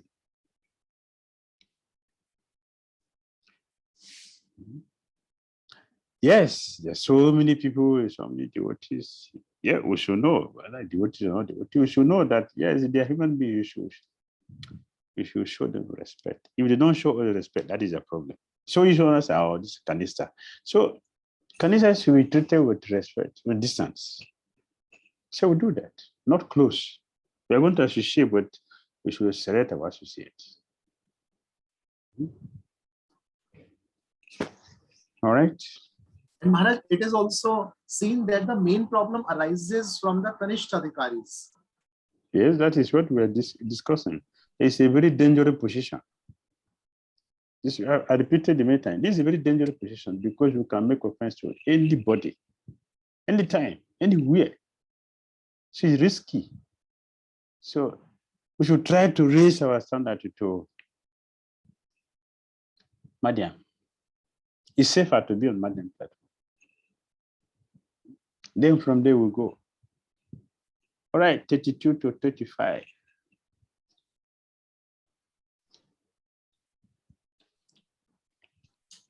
Kim Norajena Govindan, Kim Bogai, Jibite Nava, Yesamarate Kansi Amno, Rajan Bogai Sukanicha, Taime Vastita Yudhe, Kanams Chaktwa Dananicha, Acharya Pitara Putras, Tataiva Chapita Maha, Matula Sura Putran Shyala Sambhandinas Tata, Etan Na Hantumichami, Natuti Madhusudana, Apitaya Lokya Rajasya, Eto Kimnu Mahi Krite, Ihatya Tartarastrana, Ka Kriti Swaj Janardana.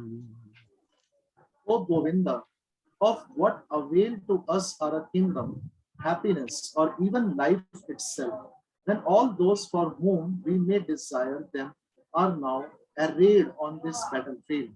O Madhusudana, when teachers, fathers, sons, grandfathers, maternal uncles, fathers-in-law, grandsons, brothers-in-law, and other relatives are ready to give up their lives and properties and are standing before me, why should I wish to kill them, even though they might otherwise kill me? O maintainer of all living entities, I am not prepared to fight with them, even in the exchange for the three worlds, let alone this earth. What pleasure will be derived from killing the sons of Dhritarashtra? Yes, this is Arjuna's declaration. I'm going to kill all my kinsmen. I'll get victory. And then I'll have a very good kingdom. But no happiness. No happiness. So what did he use?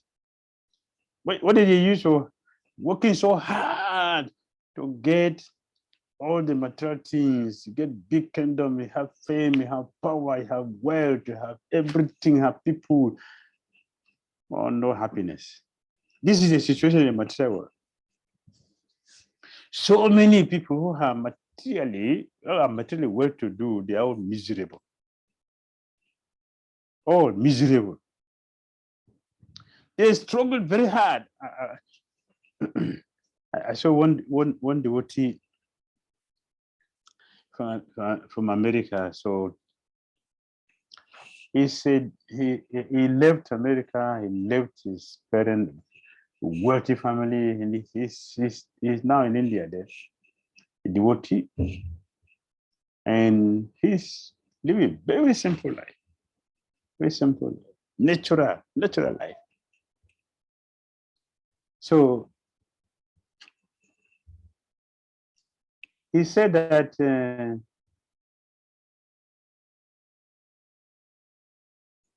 he saw his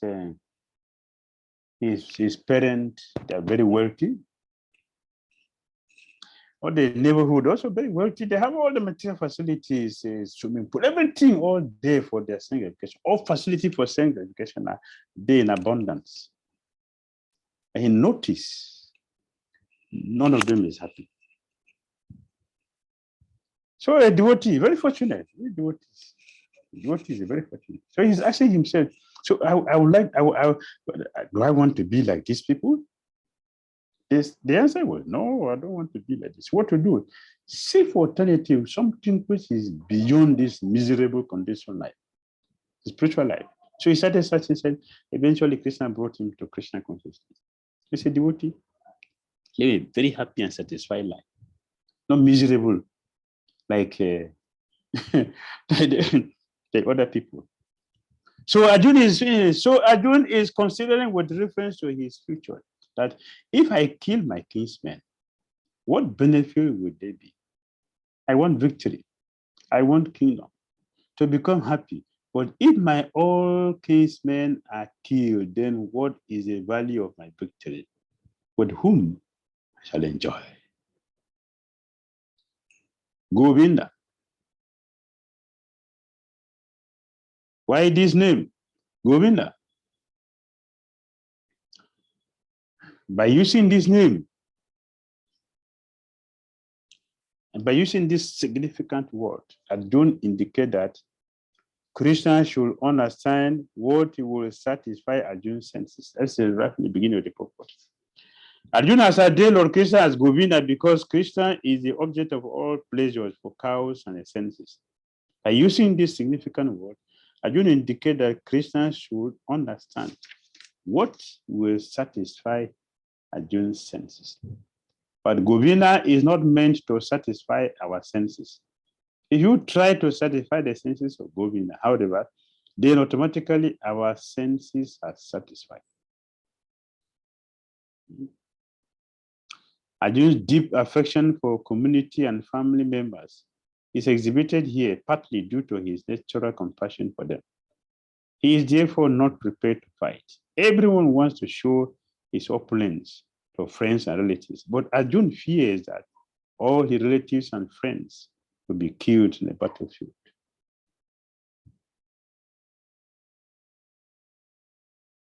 and he will be unable to share his opulence after victory.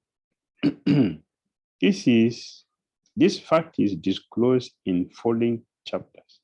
As a natural devotee of the Lord, Arjuna did not like to retaliate against his miscreant cousins and brothers, but it was the Lord's plan that they should all be killed. The devotee of the Lord does not retaliate against the wrongdoer, but the Lord does not tolerate any mischief done to the devotee by the miscreants. The Lord can excuse a person on his own account, but he excuses no one who has done harm to his devotees. Yesterday, there was a question. Therefore, the Lord was determined to kill the miscreants, although Arjuna wanted to excuse them.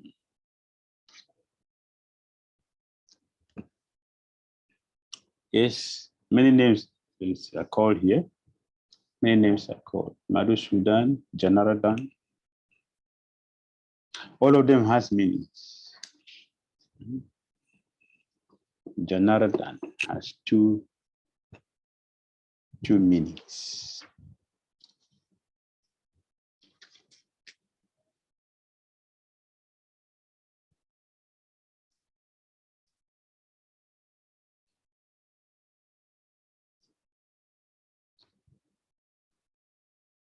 The maintainer of all living entities. Arjuna wonders how Krishna, everyone's maintainer, can be desiring everyone's death.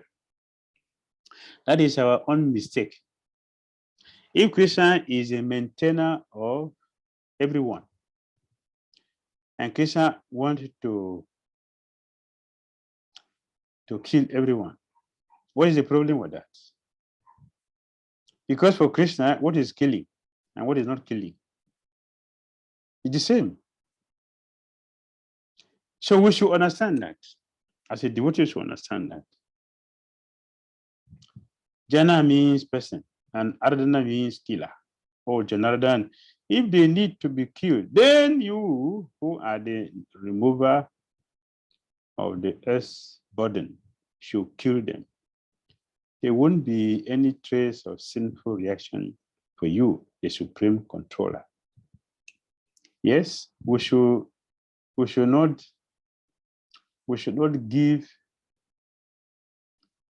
think that we know better than we should not think that we know better than the spiritual master. We should not think that we know better. We should not think like that we know better. We should not think that we know better. We can do better. We are most important. No. If Krishna is he have no reaction for his activities. So if Krishna is asking us to do something on his behalf, why would we think that Krishna will not protect us? What will make us to think that he will not protect us? He will keep us. Krishna will push us to do something wrong and incur sin. Why would we think like that? If he is the maintainer and he is the killer and he has no reaction, so can't we think that he also will engage us for something that there will no reaction? Because we are in ignorance. This intelligence does not come to us. But this is not for June. This is what we are thinking. If I take to devotee, what will happen to me? What will take care of this? What will take care of that? If you take to Krishna consciousness, Krishna will take care of everything.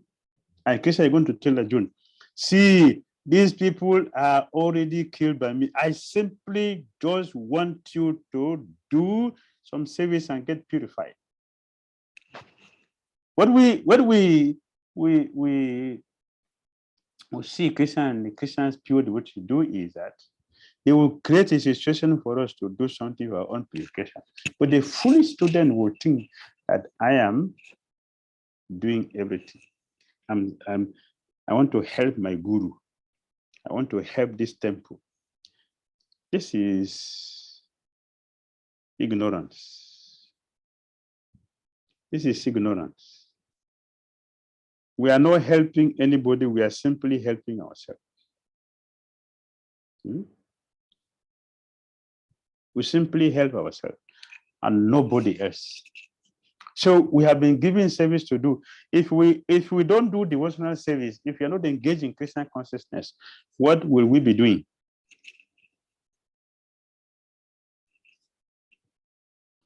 If you're not in Krishna consciousness, what will we be doing? We will be We serving will serve Maya. We will sell Maya and get, and what would our salary? What would be our pay, our benefit? If we serve Maya, what will be our salary? One more birth. Suffering. That's our salary. Only suffering you will get. Nothing more than that. Taking bed means another suffering, another suffering, another suffering. That's all. Serving Krishna, we are going to get free from suffering. So the challenges, the difficulties, whatever we experience in the course of our Christian consciousness, we should know this is the final suffering or purification. That's the best way to put it. It's a final purification for us to be completely free to go to Krishna. Therefore, our acharyas, knowing this fully well, they advise us. Bhakti śāstrī said, even if you think Krishna consciousness is full of danger, is full of insecurity, is full of challenges, do not give it up, you remain there. Why will you say like that? Because you know, according to Bhagavad Gita, it is just the concoction of our mind. So if we remain, all those things the mind is telling us will be cleared in due course of time because the power of bhakti, and we see that Jai,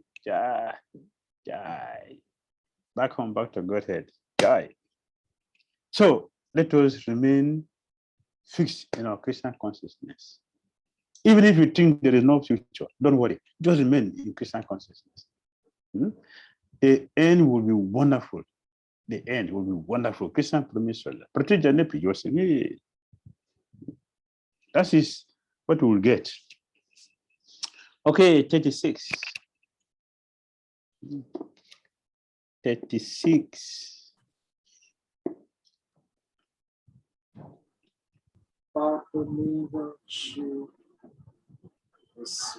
Yes, go ahead, chant. Papam Iva Sayed Asman Hatwai and Atatayinan Tasman Nara Bayam Hantun Dastaranta Bandavan Swajan Katam Hatva Shukina Shyamamadavan. Sin will overcome us if we slay such aggressors. Therefore, it is not proper for us to kill the sons of Dhritarashtra and our friends. What should we gain, O Krishna, husband of goddess of fortune, and how could we be happy by killing our own kinsman? Yes.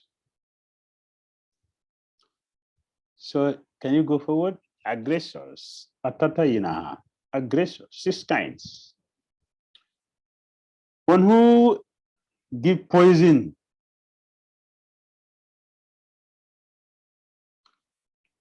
an arsonist, one who kidnaps wife, one who plunders riches, one who attacks with deadly weapons, and one who occupies another's land. They are all aggressors. And they should be dealt with.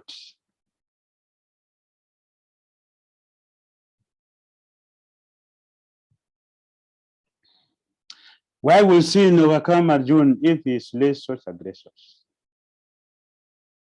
In Arjun's case, however, one should consider the special type of aggressors, namely his own grandfather, own teacher, his friends, and sons, grandsons, etc. So this is different from Lord Ramachandra's case. Ravana was a demon. He was not a grandfather. He's not a friend, not a son, not a grandson. He's not a teacher. So his situation was different from Arjuna's situation. But aggressors.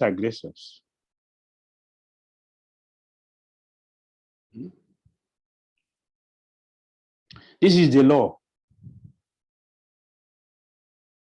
This is the law that we have to follow. If we don't do this, we are not going to set a proper standard for people to follow.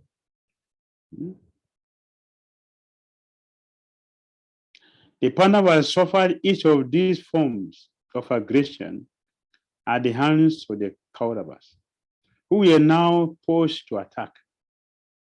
Dhir fed Bhimsena a poison cake. He arranged for a house of black to be built for the Pandavas and conspired to have it set ablaze while they slept. Sakundi cheated in a dice game and plundered all their wealth. The Kauravas then occupied the Pandavas' land. Finally, he stole Draupadi by foul means. Once during the dice game, and once when Jayadratha attempted to kidnap her. Bhakti śāstrī allows that such aggressors be killed. Why then does Arjuna say sin will overcome him by killing them? According to Sri Vishnu Chakravarti Thakur, Arjuna is speaking from the level of Dharma Shastra, not Artha Shastra. Dharma Shastra, which is more authoritative, propounds that killing of one's friends and relatives is never permitted. All right.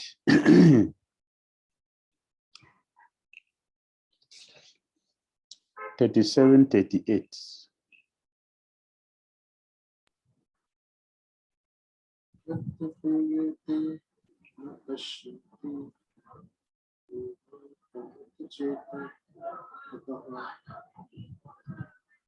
Katamna geyam asmabi papadasman libertitum kulakshaya kritam dosam prapasad bir janaradana. O Janardhan, although these men, their hearts overtaken by greed, see no fault in killing one's family or quarreling with friends, why should we, who can see the crime in destroying a family, engage in these acts of sin?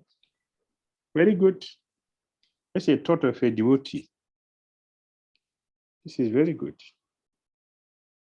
Arjuna is thinking like a devotee, as a devotee. He's thinking as a devotee, sure as a devotee. And we should not behave like non-devotee. We should behave like a devotee. Should be like a devotee. A Kshatriya is not supposed to refuse to battle or gamble when he is so invited by some rival party. Under such an obligation, Arjuna could not refuse to fight because he had been challenged by the party of Duryodhana. In this condition, Arjuna considered that the other party might be blind to the effect of such a challenge. However, Arjuna, could see the evil consequences and could not accept the challenge. And Prabhupada says something. Obligation is actually binding when the effect is good. But when the effect is otherwise, then no one can be bound. Considering all these pros and cons, Arjuna decided not to fight. That is good. It's a lecture Prabhupada gave. Now read.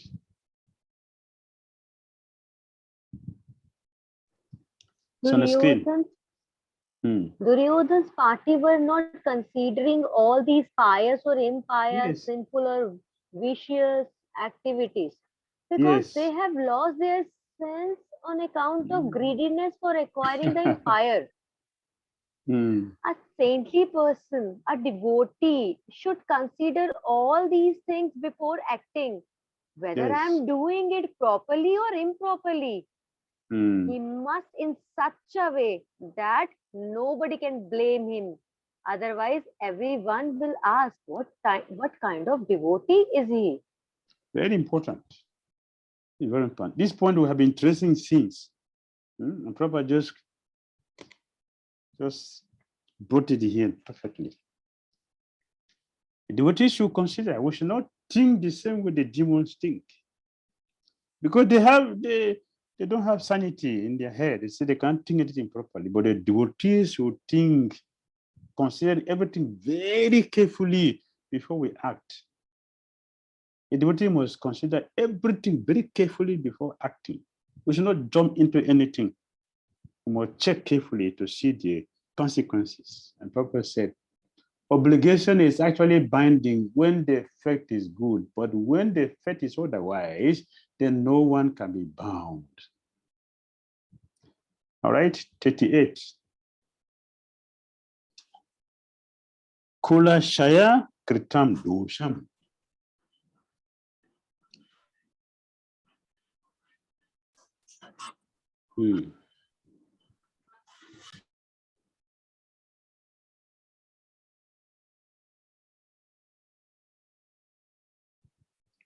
All right.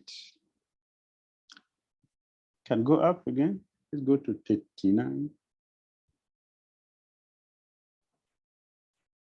Kula Shaya. Anashanti Kula Dharma Sanatana. Dharme Nase Kulam Krishnam. Adharmo Vidhavati Uta. Destruction of dynasty leads to irreligion. Please go on. In the destruction of the dynasty, the eternal family tradition is vanquished, and thus the rest of the family becomes involved in irreligion. Yes.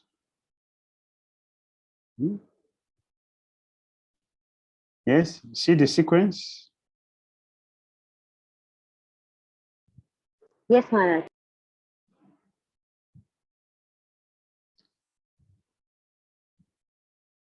We would have leaders. We don't have leaders to guide us on religious activities. We will not learn about family tradition. But we have religious activities. If we have you have leaders who teach us about religious activities, what will happen? We will learn about family tradition. We'll keep women engaged and we'll protect them from free mixing with men and resulting in adultery. What the result of adultery? Unwanted population. What the result of one population? War. We are facing that even right before our face. When we have chased women, because we have religious people to teach, to guide and protect, what happened?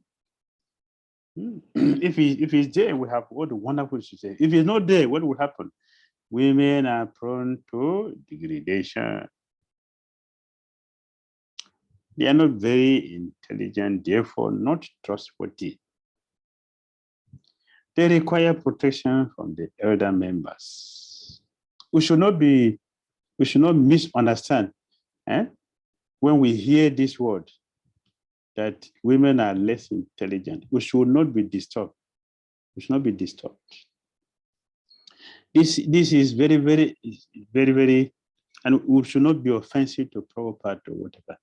Actually, women are less intelligent is not said by Prabhupada. So Prabhupada actually repeated this.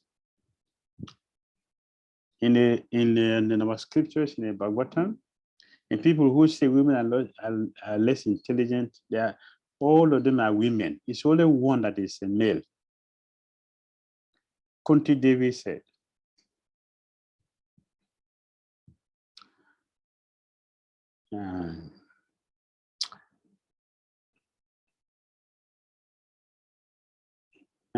Lalita Saki said,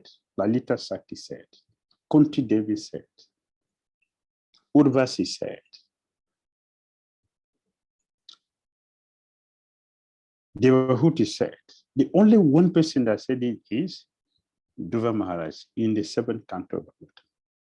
All of them who said this agreement. And why did they say like this? It's not, see, all of, in ISKCON, we have so many women who are teaching perfect. We're just learning nectar of devotion, the part which is not treated.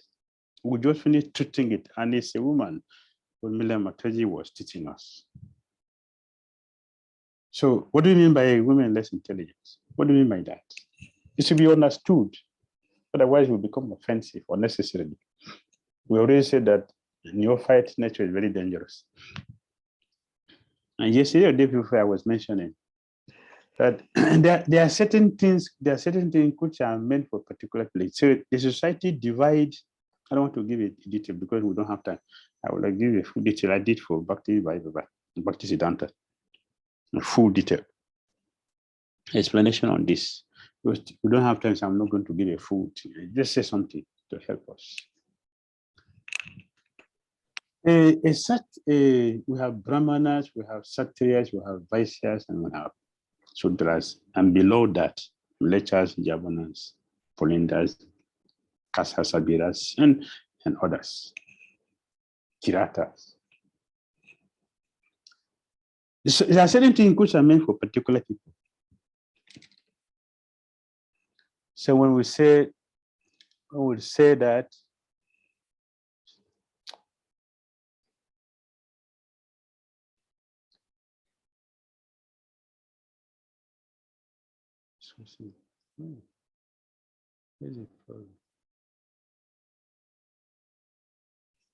when it is said like this, you should understand what it means.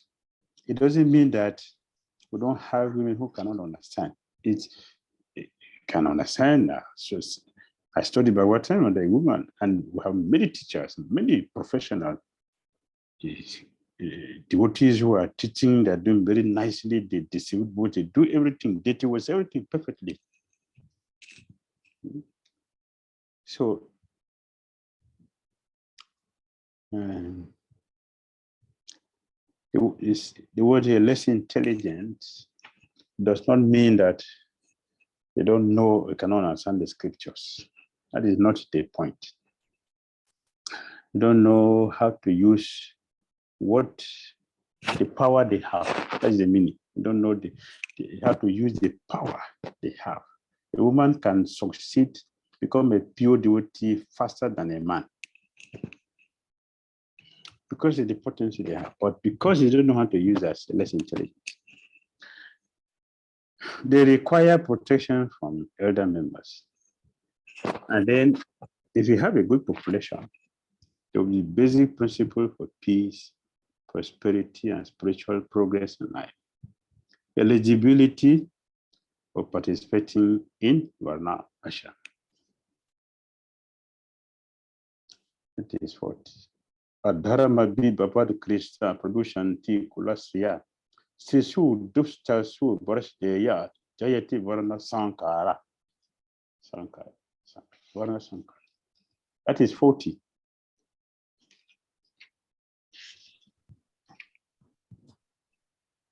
When irreligion is prominent in the family, oh Krishna, the women of the family become polluted, and from the degradation of womanhood, O descendant of Vrishni, comes unwanted progeny. Yes. 41.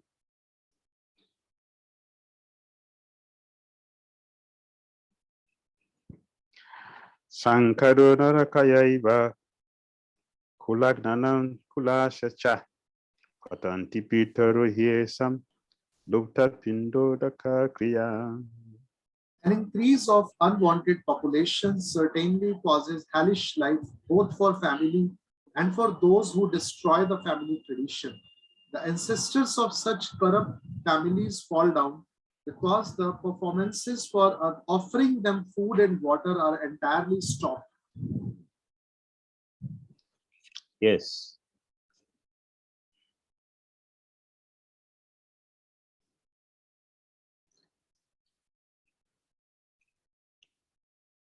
So if there is no pinda, if there's no pinda, yes, the offering of food and water.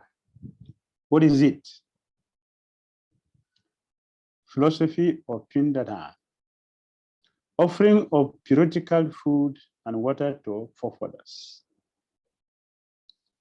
based on rules and regulations of fruitive act, karma kanda. The right process is to worship Lord Vishnu and offer the remnants to the parents. Why should we do it? To release them from many sinful reactions, ghostly existence, etc. Who is not obligated for this? One who is in devotional life, a devotee. So why devotees aren't obliged? Because devotional service release hundreds and thousands of forefathers from all miseries. Swami Bhagavatam 11 Canto 541 purport. And Srila Bhaktisiddhanta Saraswati Thakur said that even for a new devotional service, it's so an exalted thing. And why is so exalted? Because Krishna said, because I established the process, this process of bhakti, everyone who comes in connection with this becomes successful. Anyone who comes to be successful. Because I established this. Anyone who follows it must be successful. Krishna said. And because Krishna established it is so auspicious, so powerful that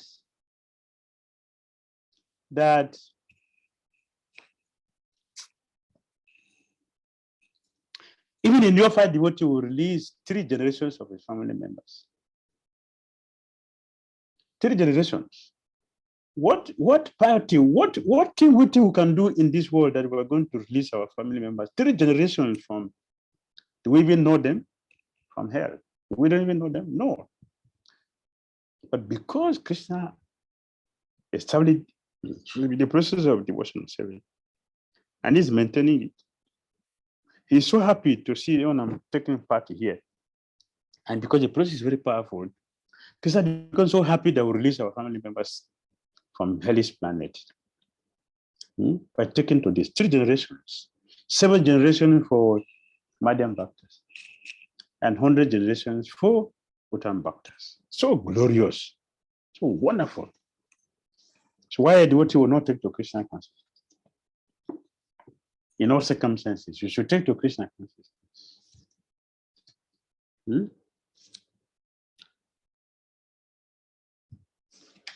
Yes, Maharaj. All right, any question? Our time is. Hare Krishna, Maharaj. Maharaj, you just mentioned that even for, if I heard correctly, even for Kanishthadikari, there is this principle applying of ancestors being relieved, or just want to clarify. Yes. Our quotation is about this answer, saying, if you release, you'll be liberated. That's the word we use, is liberated. If you take to Krishna consciousness. 3 generations from neophytes. Just see how powerful it is. In 3 generations, Krishna will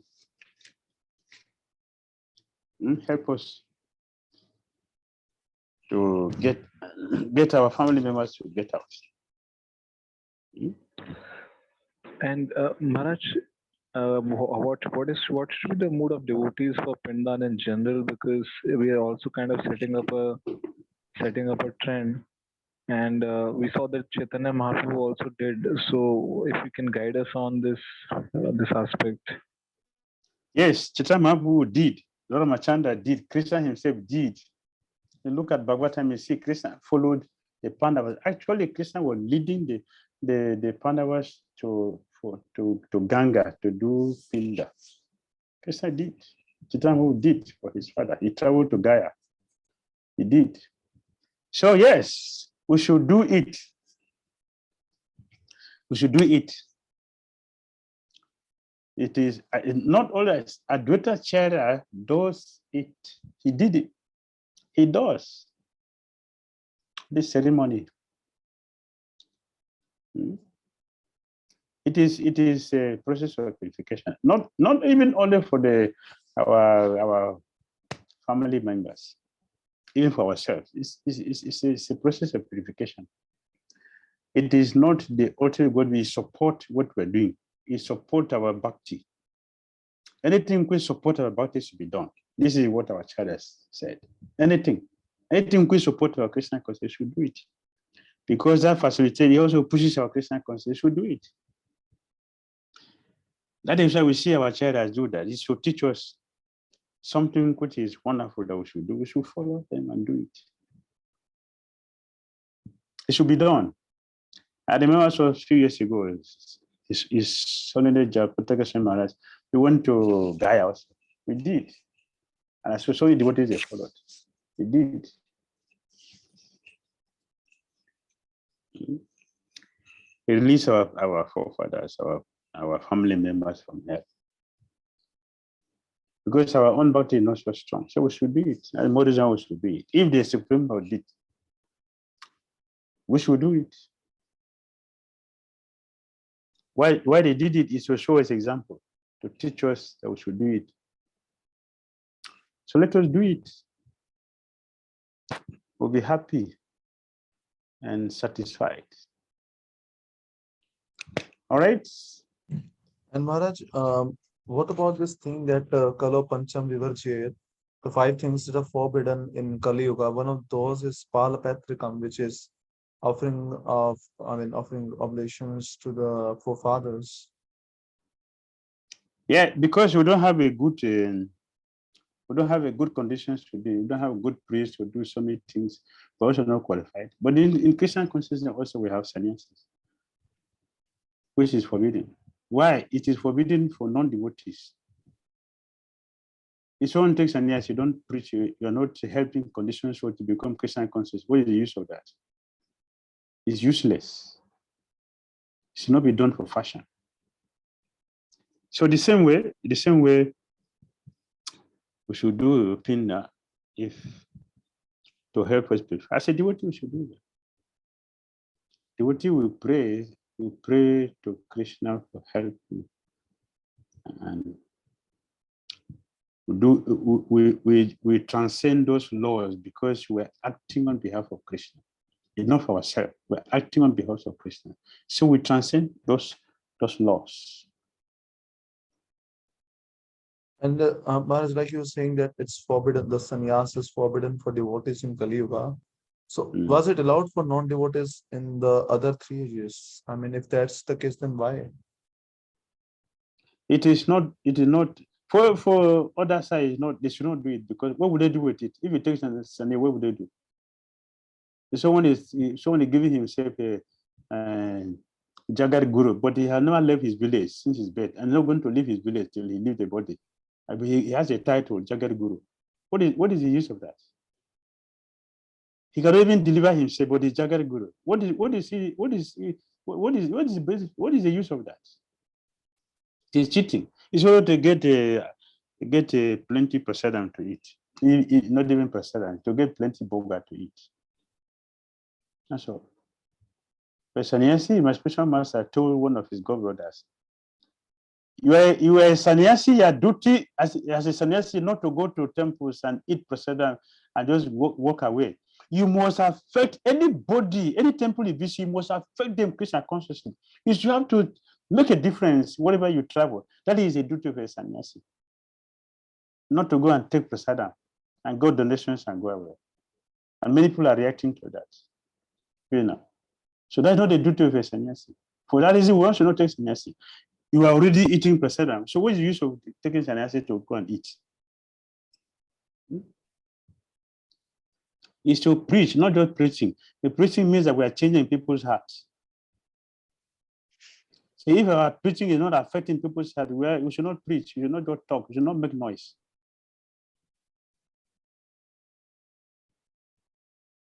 The sannyasi should be, I will mention before, on the higher platform, Madhyam. At least we begin from there. We should begin from Madhyam platform to go up.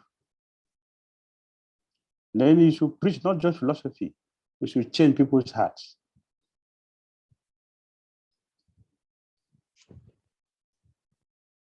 That's the reason why Chaitanya took sannyas. The people I came to deliver, they became offensive to me. Then my purpose of coming is defeated. I should take sannyas so that these people will come and offer obeisance to me. And in this way, I will deliver them.